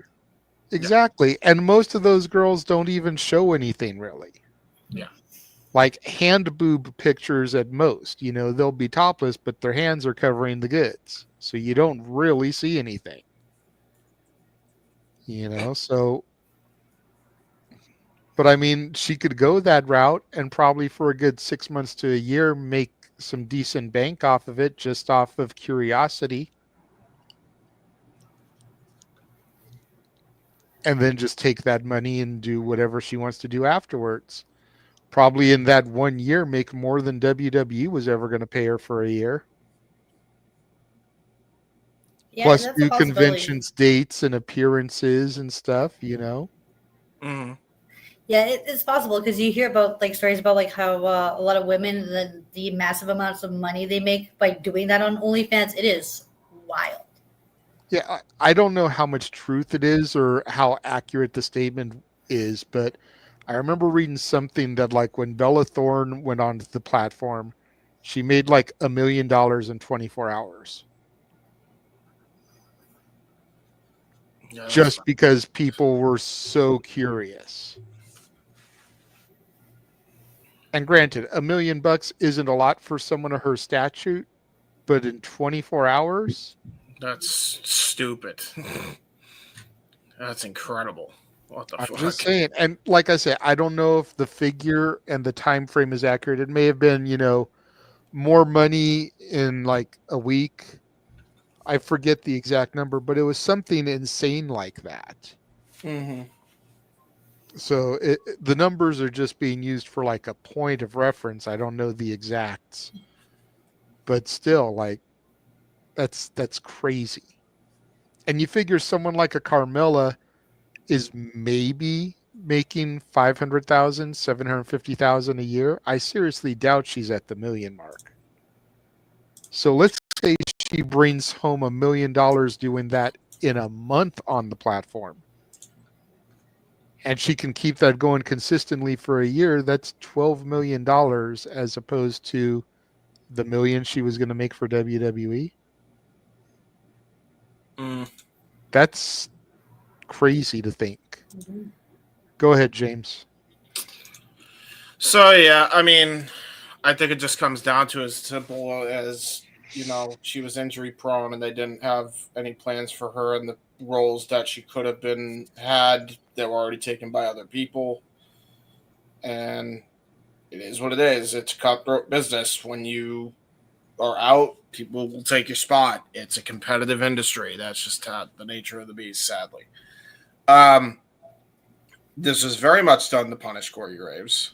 And granted, he'll be fine because he's very talented at what he does, but I stand by what I said about him after the whole Mauro Ranallo fiasco.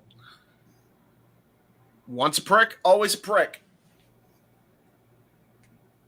I got nothing good to say about him since then. I will never have anything good to say about him as a person now. Excellent commentator, not the best human being. And it looked like he cleaned up his act after that, and then he fell back into his old ways because of some bullshit, because he got jealous of another commentator yet again, this time in Pat McAfee. First it was Mauro, now it's Pat. So, you know, just you wait. Oh, and by the way, then there was the whole thing where he was doing a worked angle with Booker, and then I'm sure that was a work too. But even then, I'm sure that was only done because he actually was being a dick to him IRL. So there's also Booker if you really want to add that to it. Point being, this isn't the first time that Corey has gotten into this mode.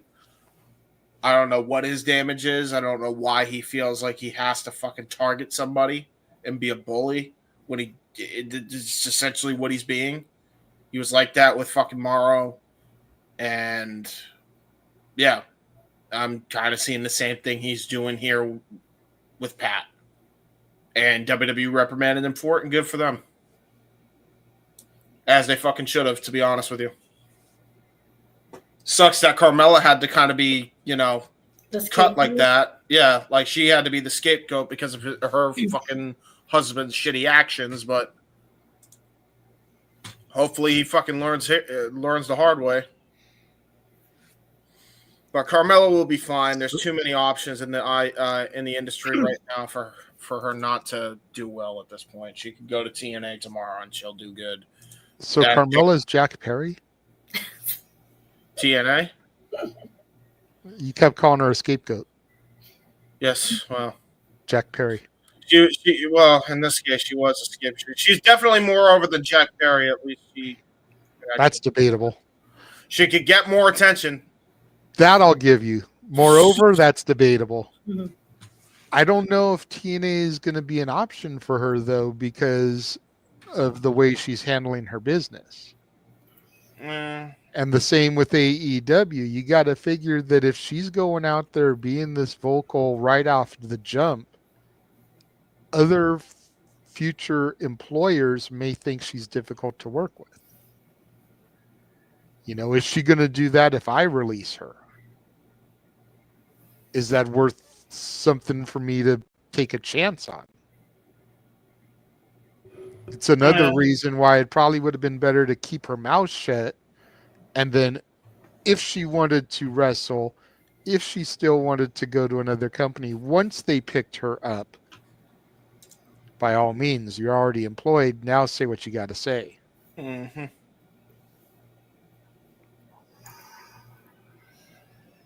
Yeah, I mean, I said my piece on it. I'm kind of pissed that Carmella had to be the scapegoat in that regard.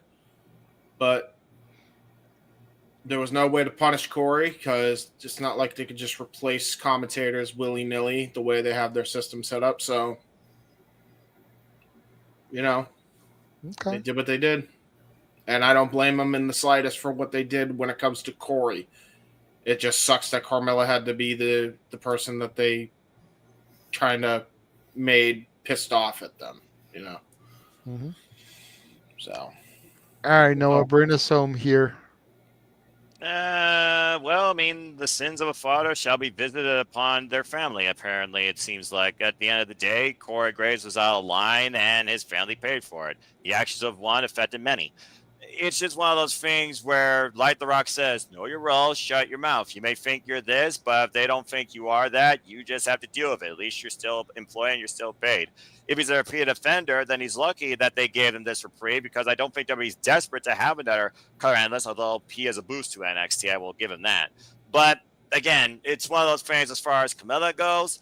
There's always a different way to proceed through this business if you can't do what you usually are or wanted to do in the ring. Whether or not she still wants to be back in the ring, that's a whole different conversation. We've heard countless stories of those that have been better beyond wrestling, and that goes beyond the ring especially, or even beyond the business. I think that she will be another one because at the end of the day, to your point, the weak-minded simpletons are going to buy into anybody they saw on their screens for a period of time like this, or somebody of that sort of figure to a degree, so they will be made. And WWE is going to boost that portfolio because they're recognized from a global landscape. So we'll see if she follows the Mandy Rose approach or something else to that degree. But I wish her all the best, and Corey Graves needs to learn to behave like a professional and don't be a freaking dick. Okay. Before we move on to the shills and begin to wrap up, we did get another super chat from Arlene. $5 super chat. Thank you very much, Arlene. Have you guys heard about the beef between Jade Cargill and Shayna Baszler and Jade calling her out on her wrestling? I did hear about it because it's got to do with that bitch. And we all know how much I love her. I almost wore her shirt tonight, but I was like, nah, I'm too tired. I don't want to get it dirty for a couple hours on the air. So I asked Arlene to elaborate a little bit just so I didn't have to try and hunt the article down. And she just posted, Jade made a comment that she needed to learn how to work and that she demanded respect. James, can you elaborate on this a little bit more? Because you were really quick to put your hand up like you knew about the situation. You're muted.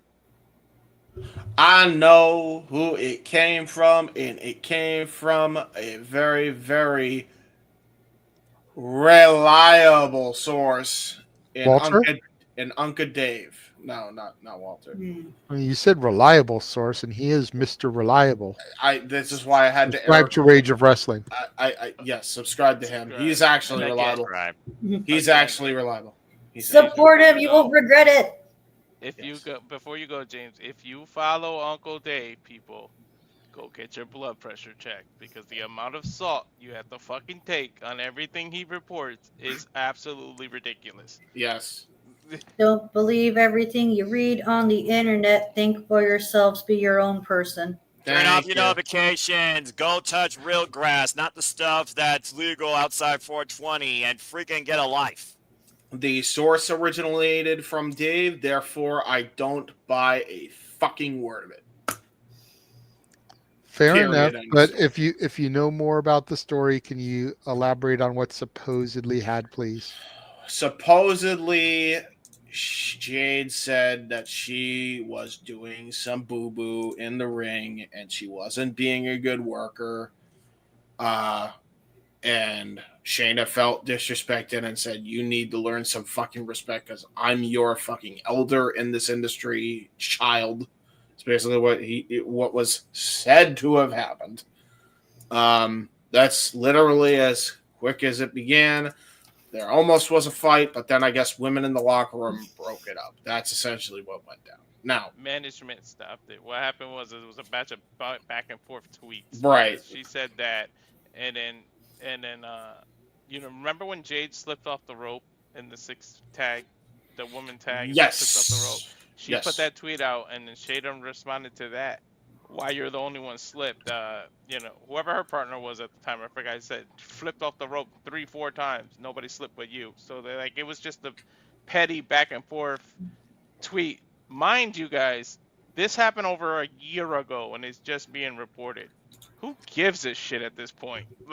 Like seriously, they must have said something backstage and made up, and it's fine. It's like I don't know why everybody's making it a big deal out of it. It's much to do about nothing. People are making a big deal about it because number one, it's a newsworthy topic. People love to talk about shit. Number two, it's got to do with Jade, and pretty much everybody on the internet talks about how she's greener than baby shit. And here she is, just came back, going to be thrown in the middle of a high-profile thing. So people are talking, trying to, squash her before she can even get the ball rolling.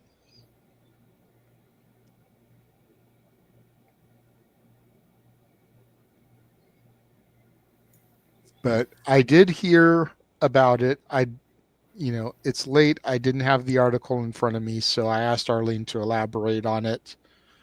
But the fact that this happened almost a year ago and it's just now coming out, like Walter said, it's like I don't take any stock in it because when shit happens at the other company, it comes out right away.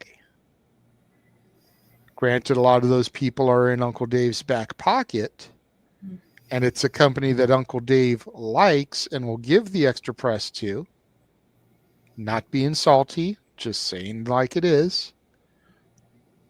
So he's going to favorably report on that stuff and try and get it out there as quick as possible. WWE is a little bit more tight-lipped about this type of shit. They try to keep in-house shit in-house. So the fact that it took this long to get out makes me wonder if it just wasn't a slow news week for Uncle Dave and he needed something to fucking report on. So here, let me dig this thing up from, 8 months ago and throw it out there.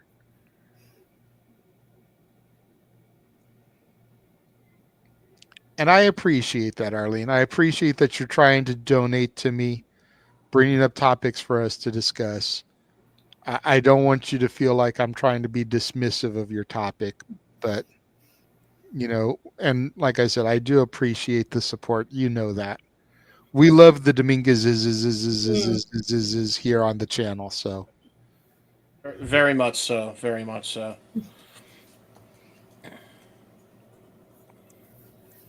So they are of very big importance to this channel and podcast. Yes. About as important as Shadow Batash. Caught you off guard there. Yeah. Right.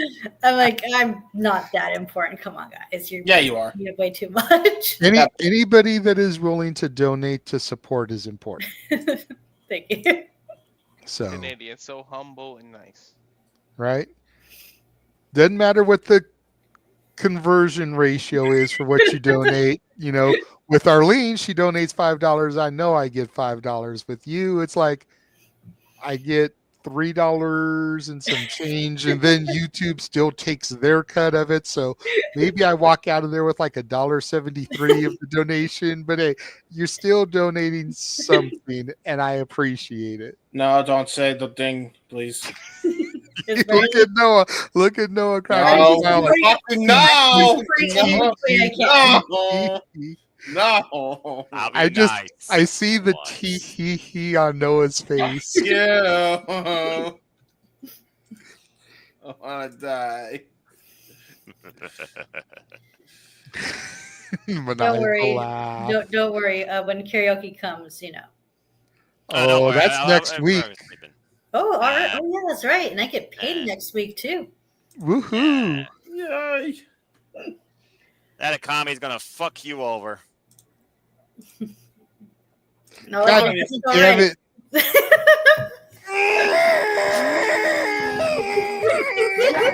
Yeah, the chat. They understand. Of course they do. Noah, of course they do. Like I've told you, it is even transformed into the spaces. You're all fucks, and I hate you. We were having a space today. DJ was hosting a space because he did a space yesterday. Some drama popped off. I'm not going to get in the drama, but he did a space today. It was supposed to be the tag team trivia thing. He postponed that for a week because he kind of wanted to apologize to the people that he felt was wrong in the spaces. It was really intense. It was really, good chat.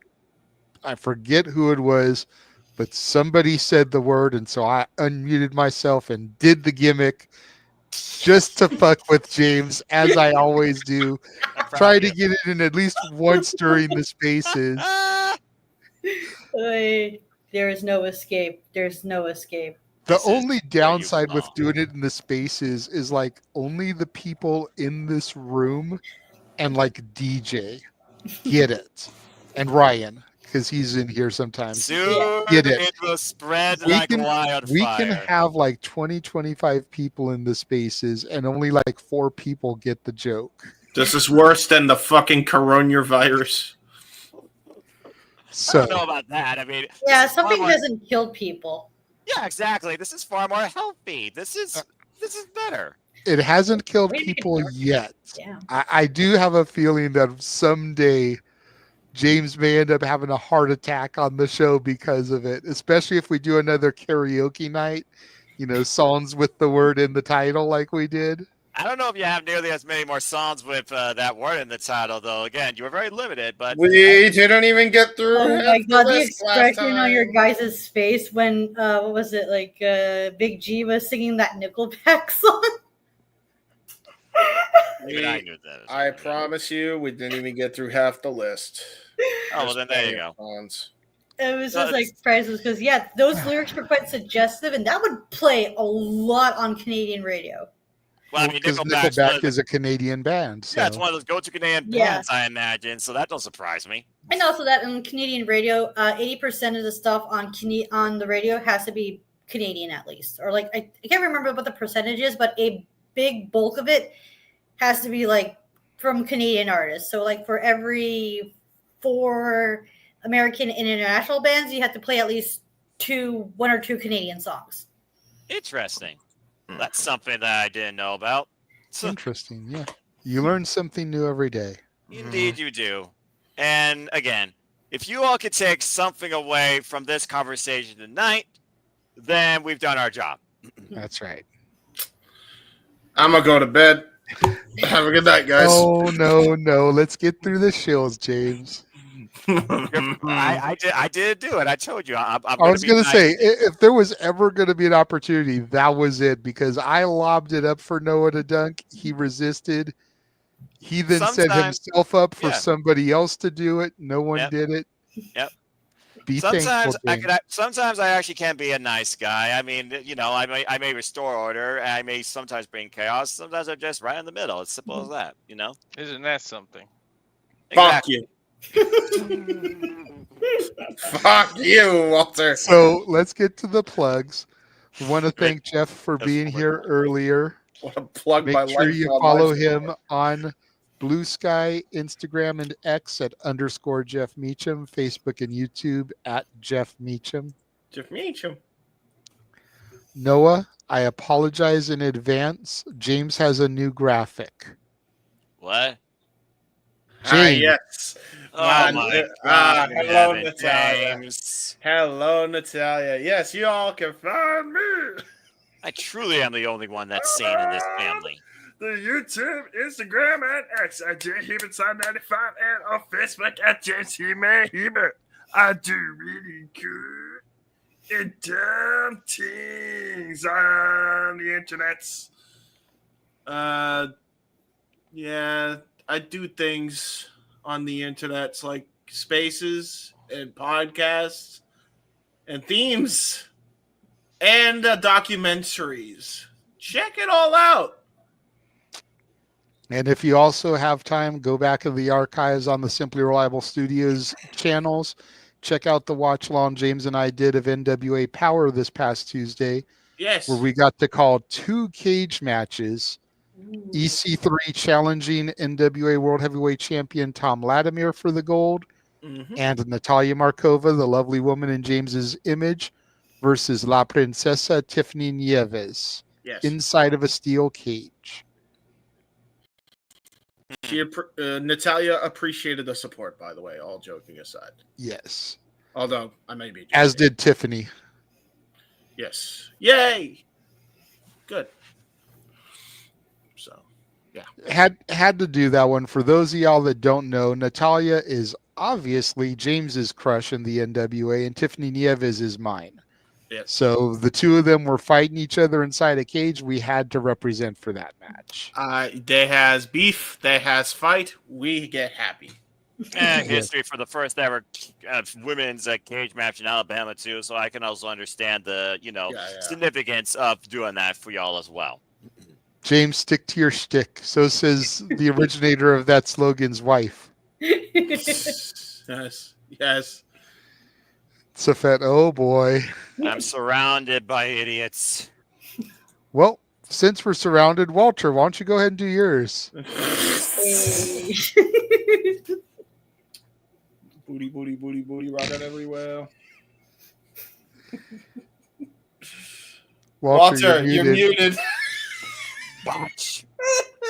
It's 3 a.m. I'm sorry. At Twitch, you can follow me at SRS1983. Blue Sky and Twix at Walter Ives Cruz. God damn it, I lost a star. Instagram Walter.Cruz.940 and YouTube at Rage of Wrestling. Goddamn Bowser Spaces. Please subscribe. I'll do it. Best scrabble. Continue. Yeah, Subscribe. to Walter's point about subscribing, we currently have 15 people watching. Subscribe. Only 2 are on Walter's channel. So if the other 13 of you have not subscribed to Rage of Wrestling yet, go subscribe to his channel. Subscribe. Get his subscription count up, because if he hits 200 subscribers, he's going to WrestleMania in Nolans next year for a whole month. Subscribe. And his wife has said that he gets to bring somebody with him. Subscribe.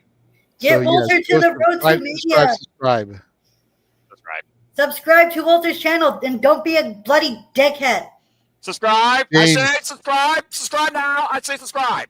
James, Walter's wife is now threatening you, saying Boston's only a 3-hour drive. Does she have to go over there, sneak behind you, and slap you upside your head? Listen, I did not condone the graphic change. I only merely okayed it. I did not even know the graphic change was happening. I will take responsibility for that. I found that image. I know how much he loves her. And I was like, James, what do you think? He was like, yes, please.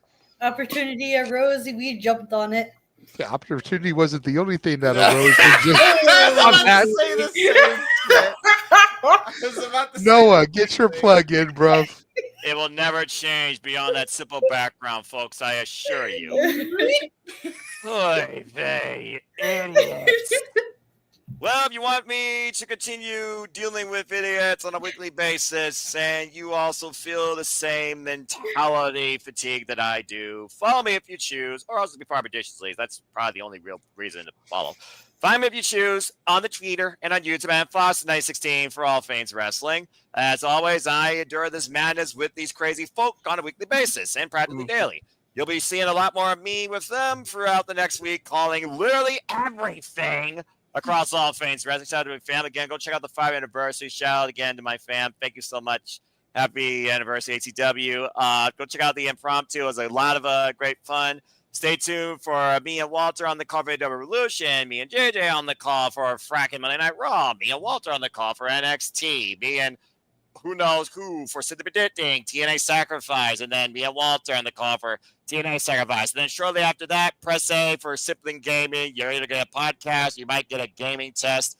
Stay tuned for more on that. And then coming back here next week, I will be doing nothing but playing video games, but you all kick ass karaoke. You enjoy that shit. But again, I always encourage you just to laugh and enjoy professional wrestling too. It's truly as simple as that. Don't forget, us in the top row will be doing Impact ahead of Simply Predicting next week. God, that's right. And, literally. And before karaoke, we have the House of Glory watch along. Oh, shit. I forgot that is also next week Saturday as well. Man, literally something from everything. Dadgum. What from everything? Beep, beep, beep, beep, beep, beep. 2 hours later.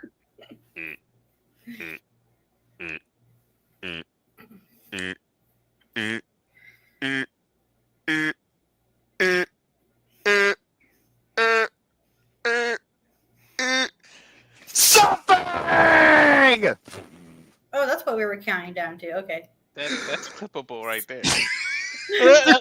Look at James. He's like, fuck, fuck, fuck, motherfuck, motherfuck. Oh, we, oh, we, oh. Oh. Oh, I love that you got that joke, Ash. I say Jay and Silent Bob Strikes Back is one of my favorite movies. I'm autistic. I'm tired. I want to go to bed. And I work with fucking children. I work with fucking children. Freaking muted. Just to freaking have a Bro, I started grunting. I legitimately just started grunting as I was hearing it. And I'm like, fuck.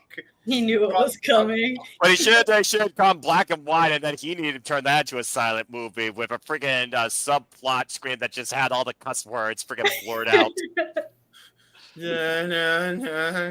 Speaking of black and white, Oh, when you do the silent film for the WrestleMania, one of your taglines, the dialogue says, has to say something like, these watch-alongs will sure be something, and then do the something gimmick as part of the silent movie.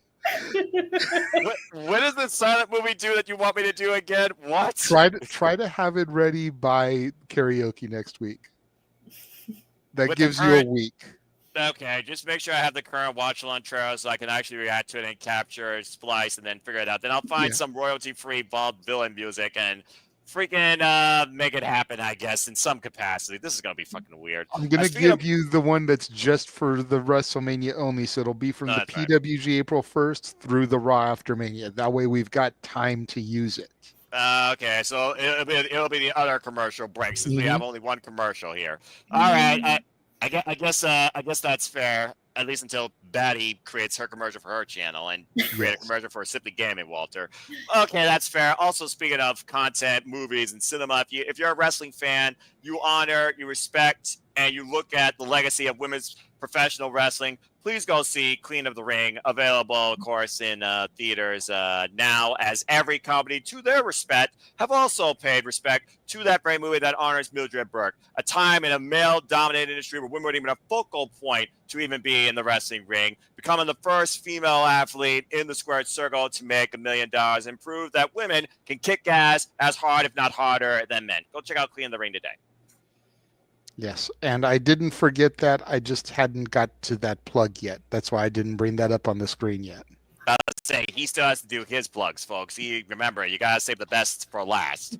Yes, because I have the most stuff to show for. So, right. With that being said, go for it. You can find me on Instagram at the Renegade JJ Williams, on X and Blue Sky at ROWJJ Williams, on YouTube at Casa D18 Studios. I host spaces on the X every Tuesday and Thursday, work schedule permitting, traditionally at 3 o'clock Eastern, noon Pacific. And then you can find all the other content in and around the Simply Reliable studios. Yes. If you missed it last night, go back and check out our Simply Predicting for AEW Revolution. That was fun. It was a good time. It was a simple predicting, but for once, God bless it. But it still went like 2 hours. So that's fair. But then again, there were 3 more matches added today that we didn't cover last night by Tony Madman Khan. You brought that into existence, but I bet they were just added to the 0 hour. What are they? What are they? I have them in the graphics chat. You've got Lee Johnson and Blake Christian versus Commander and Hologram. Ooh, that's going to be interesting.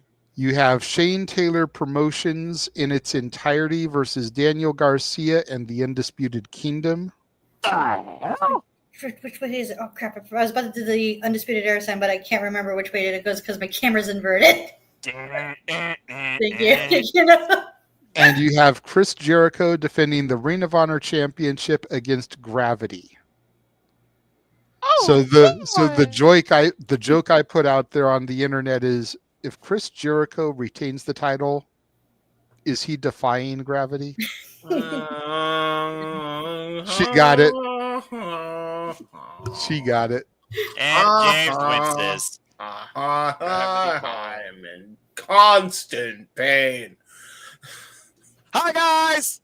Stay tuned for James and Walter and JJ to be on the call for that, because I don't call the 0 hour, but stay tuned for me and Walter calling the actual pay-per-view. Thanks, guys!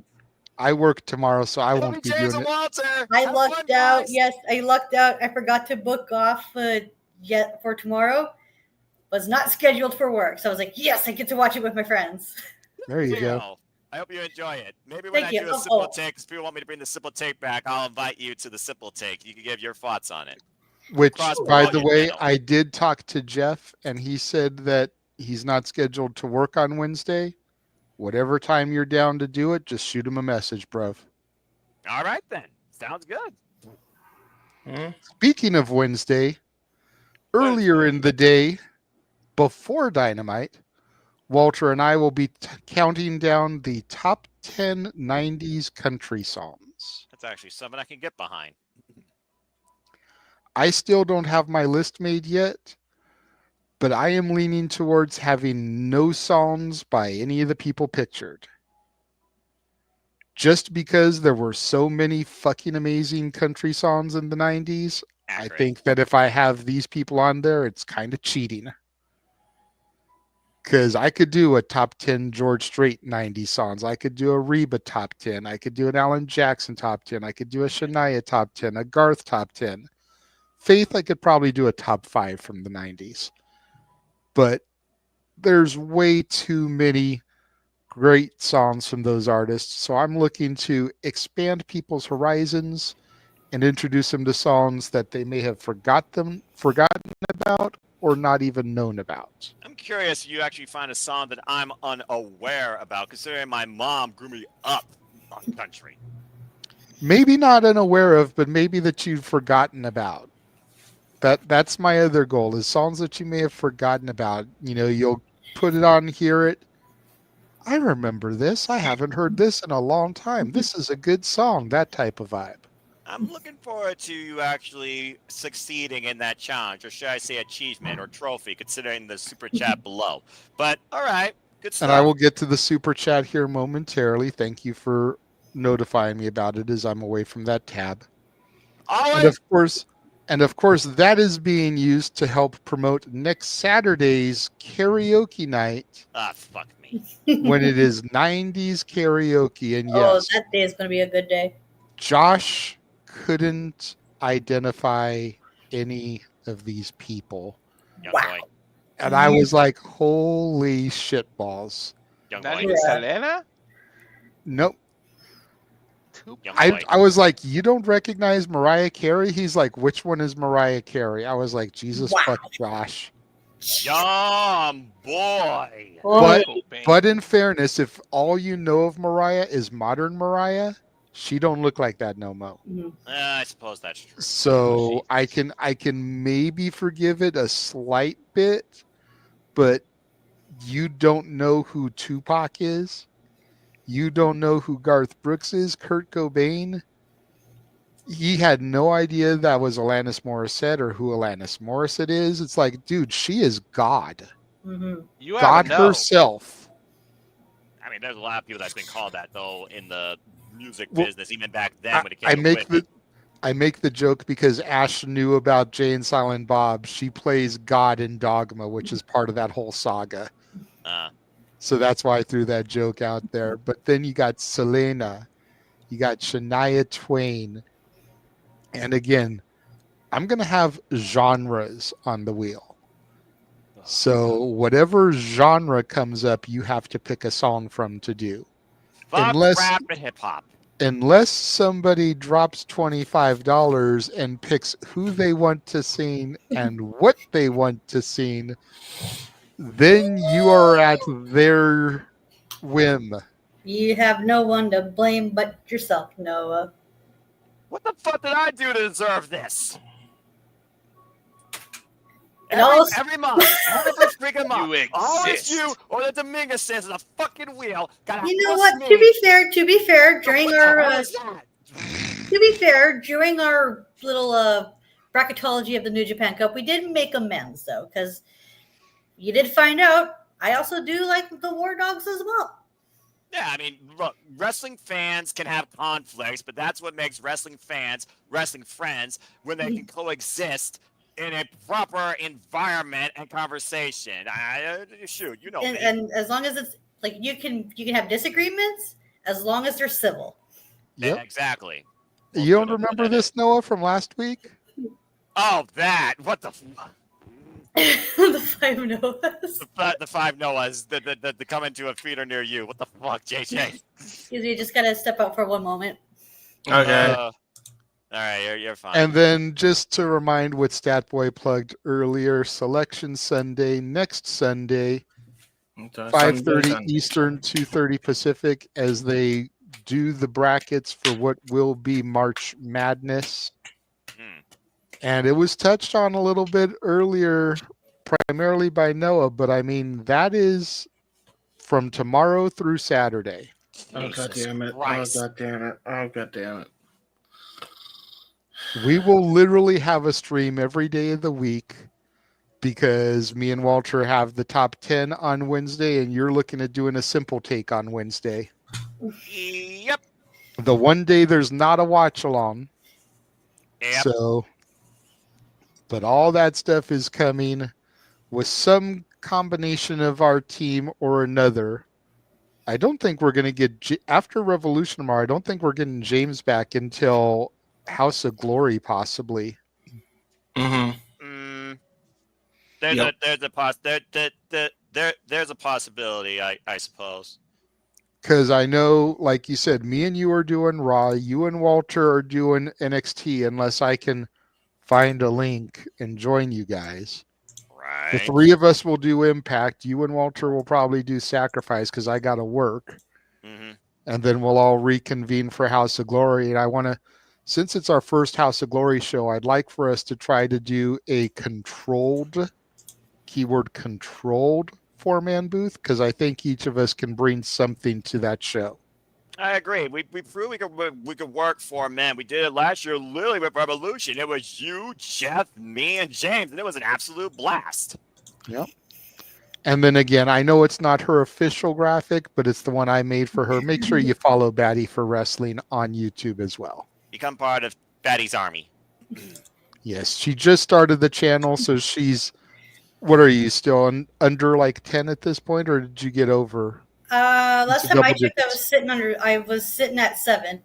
Okay, so let's get her into double digits, folks. Come on. There are 14 of y'all watching right now. Go to Batty for Wrestling. That's 14 more subscribers. Subscribe. All right, so let's get to the super chat that you said there was. There's 2 of them now. Okay, so first of all, $2 from Emmanuel Dominguez. Thank you for the donation, Emmanuel. Your thoughts on Cappuccino Jones?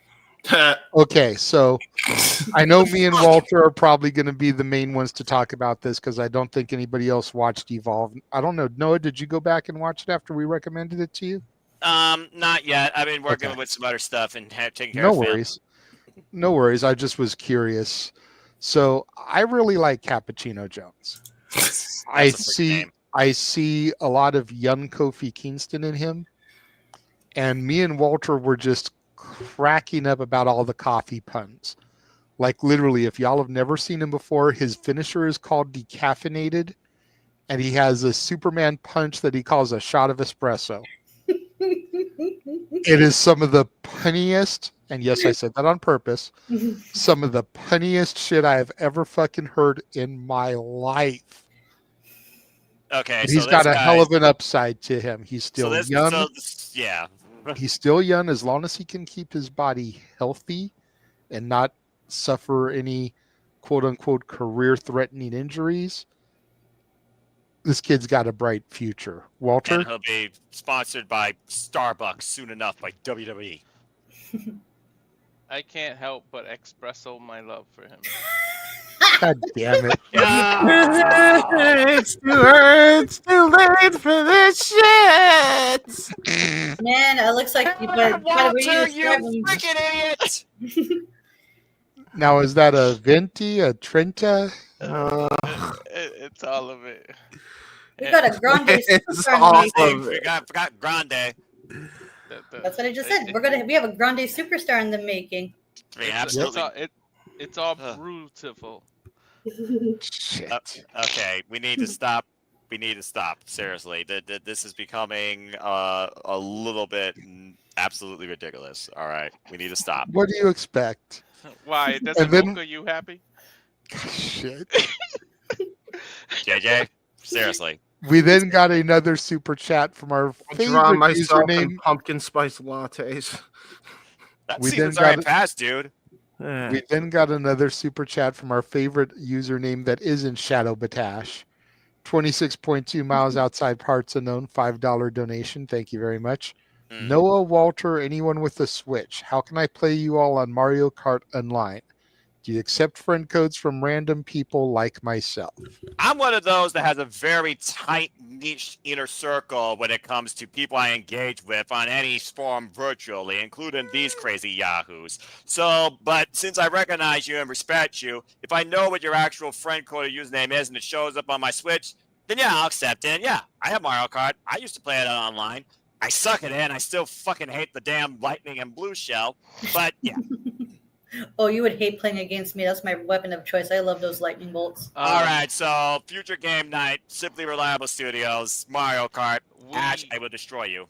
We're gonna release a podcast on how you're gonna do that. We're literally going to have fans interact with us, and there's like an interface on Twitch with Uno and stuff too. If you have PlayStation 5, and you can see us and tell us. And what can I say? It'll be a latte fun. Arlene? Like I said, no, you have no one to blame but yourself. No, I ain't afraid to do bad with your freaking mind. It's one of the problems with this economy. I don't know what the fuck the economy's like up in Canada when Wade said y'all's eggs are freaking $12 a dozen. I think that's inflation. But y'all figure out some better use for your freaking... It'll be okay, Noah. No. I did this for a reason, Noah. How would the 5 Noahs coexist in the commentary calls for wrestling? Well, there's one that's absolutely spontaneous. There's the other one that's lackadaisical as Orange Cassidy. There's one that's more critical thinking. And then there's one that mostly just sits there and doesn't react. And then there's the other one that looks closely at technical wrestling. So I think each one gives a different aspect. The fuck is this? You look at the 5 different aspects of my freaking commentary. What is that?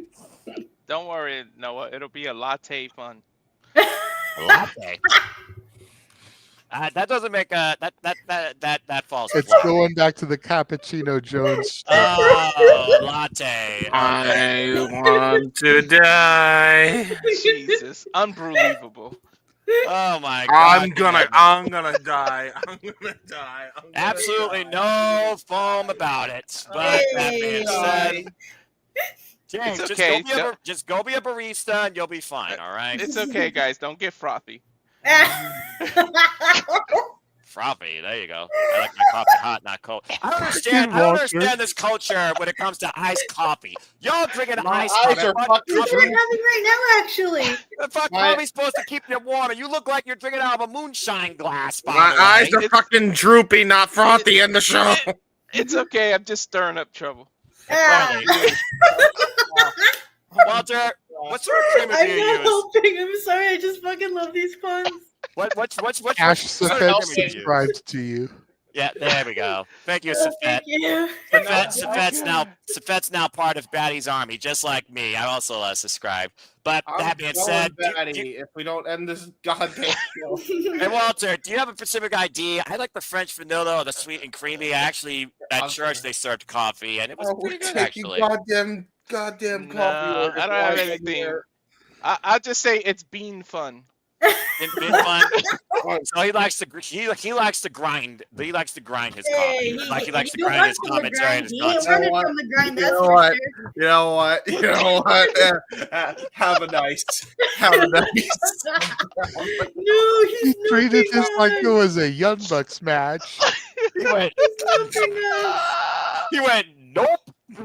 I ain't having that shit, James Severson. And this conversation was brought to you by your local Tim Hortons. So go get a fresh vanilla cappuccino, make a positive impact in life, and have a good night. Always Super Chat. Proudly Canadian, just like myself. You know what? I'll take a fresh vanilla cappuccino and a breakfast croissant sandwich every time. Timbits. You said have a good night. I was about to throw the graphic up and hit end, and then you mentioned there was another super chat. Thank you very much.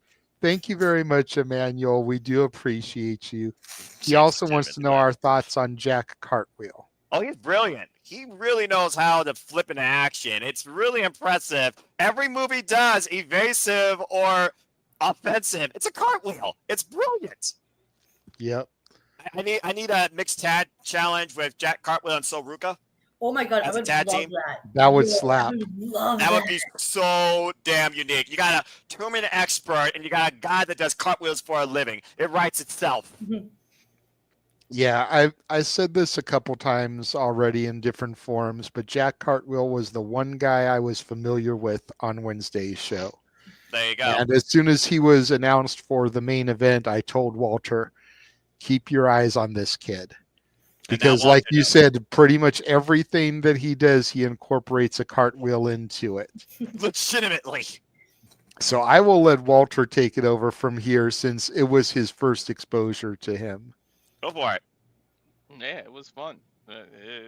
Watching him do those like the biggest takeaway is he literally did a tornado DDT without using the ropes. I have never seen anyone do that ever. That was like ridiculous. Yep. So, yeah, they're He's really very brewing resourceful. something down there in Evolve. He's very resourceful as he is nimble. Yeah. Jack is nimble, Jack is quick. Jack, jump over the candlestick. Bye, bye, miss. I got American Pie stuck on my mind. Don McClane, represent. Well, this was the day that James Hebert died. So, yeah, let's go ahead and hit the button. Have a good night, folks. We broke like everybody on this show at some point tonight. It was fucking amazing. We want to thank everybody for joining us. We want to thank Jeff for popping in while he was able to. Shout out to Statboy and Josh Mansfield for coming in and holding it down while we were waiting for our UFC commentary team to get here. Thank you to James and Walter for popping in as soon as they were able. Thank you to Ash for popping in and being a fifth here. Thank you, Noah, for subjecting your sanity to these shenanigans on a consistent basis. I don't know how even when you would rather be asleep. I don't know how my blood pressure is still normal at this point, surrounded by you yahoos. But yeah, I appreciate all of you. And And Jeff will be popping in. Jeff will be popping in tomorrow, part of the pre-show festivities live from the arena. Have fun. So make sure you guys tune in for his on-location pop-ins when he can. Walter, you have one more thing to say, I think you said a moment ago. No, I was just asking Ash if we drove her baddie. I think it's the other way around, and I think she more so encouraged it and enjoys it. Again, part of Batty's Army today. I am. Don't worry, James. It's just punishment. James, do you have anything you would like to add before we end this? I'm sorry. I love puns. James, do you have anything you want to add before we end this? That's my addition to the subtraction. Now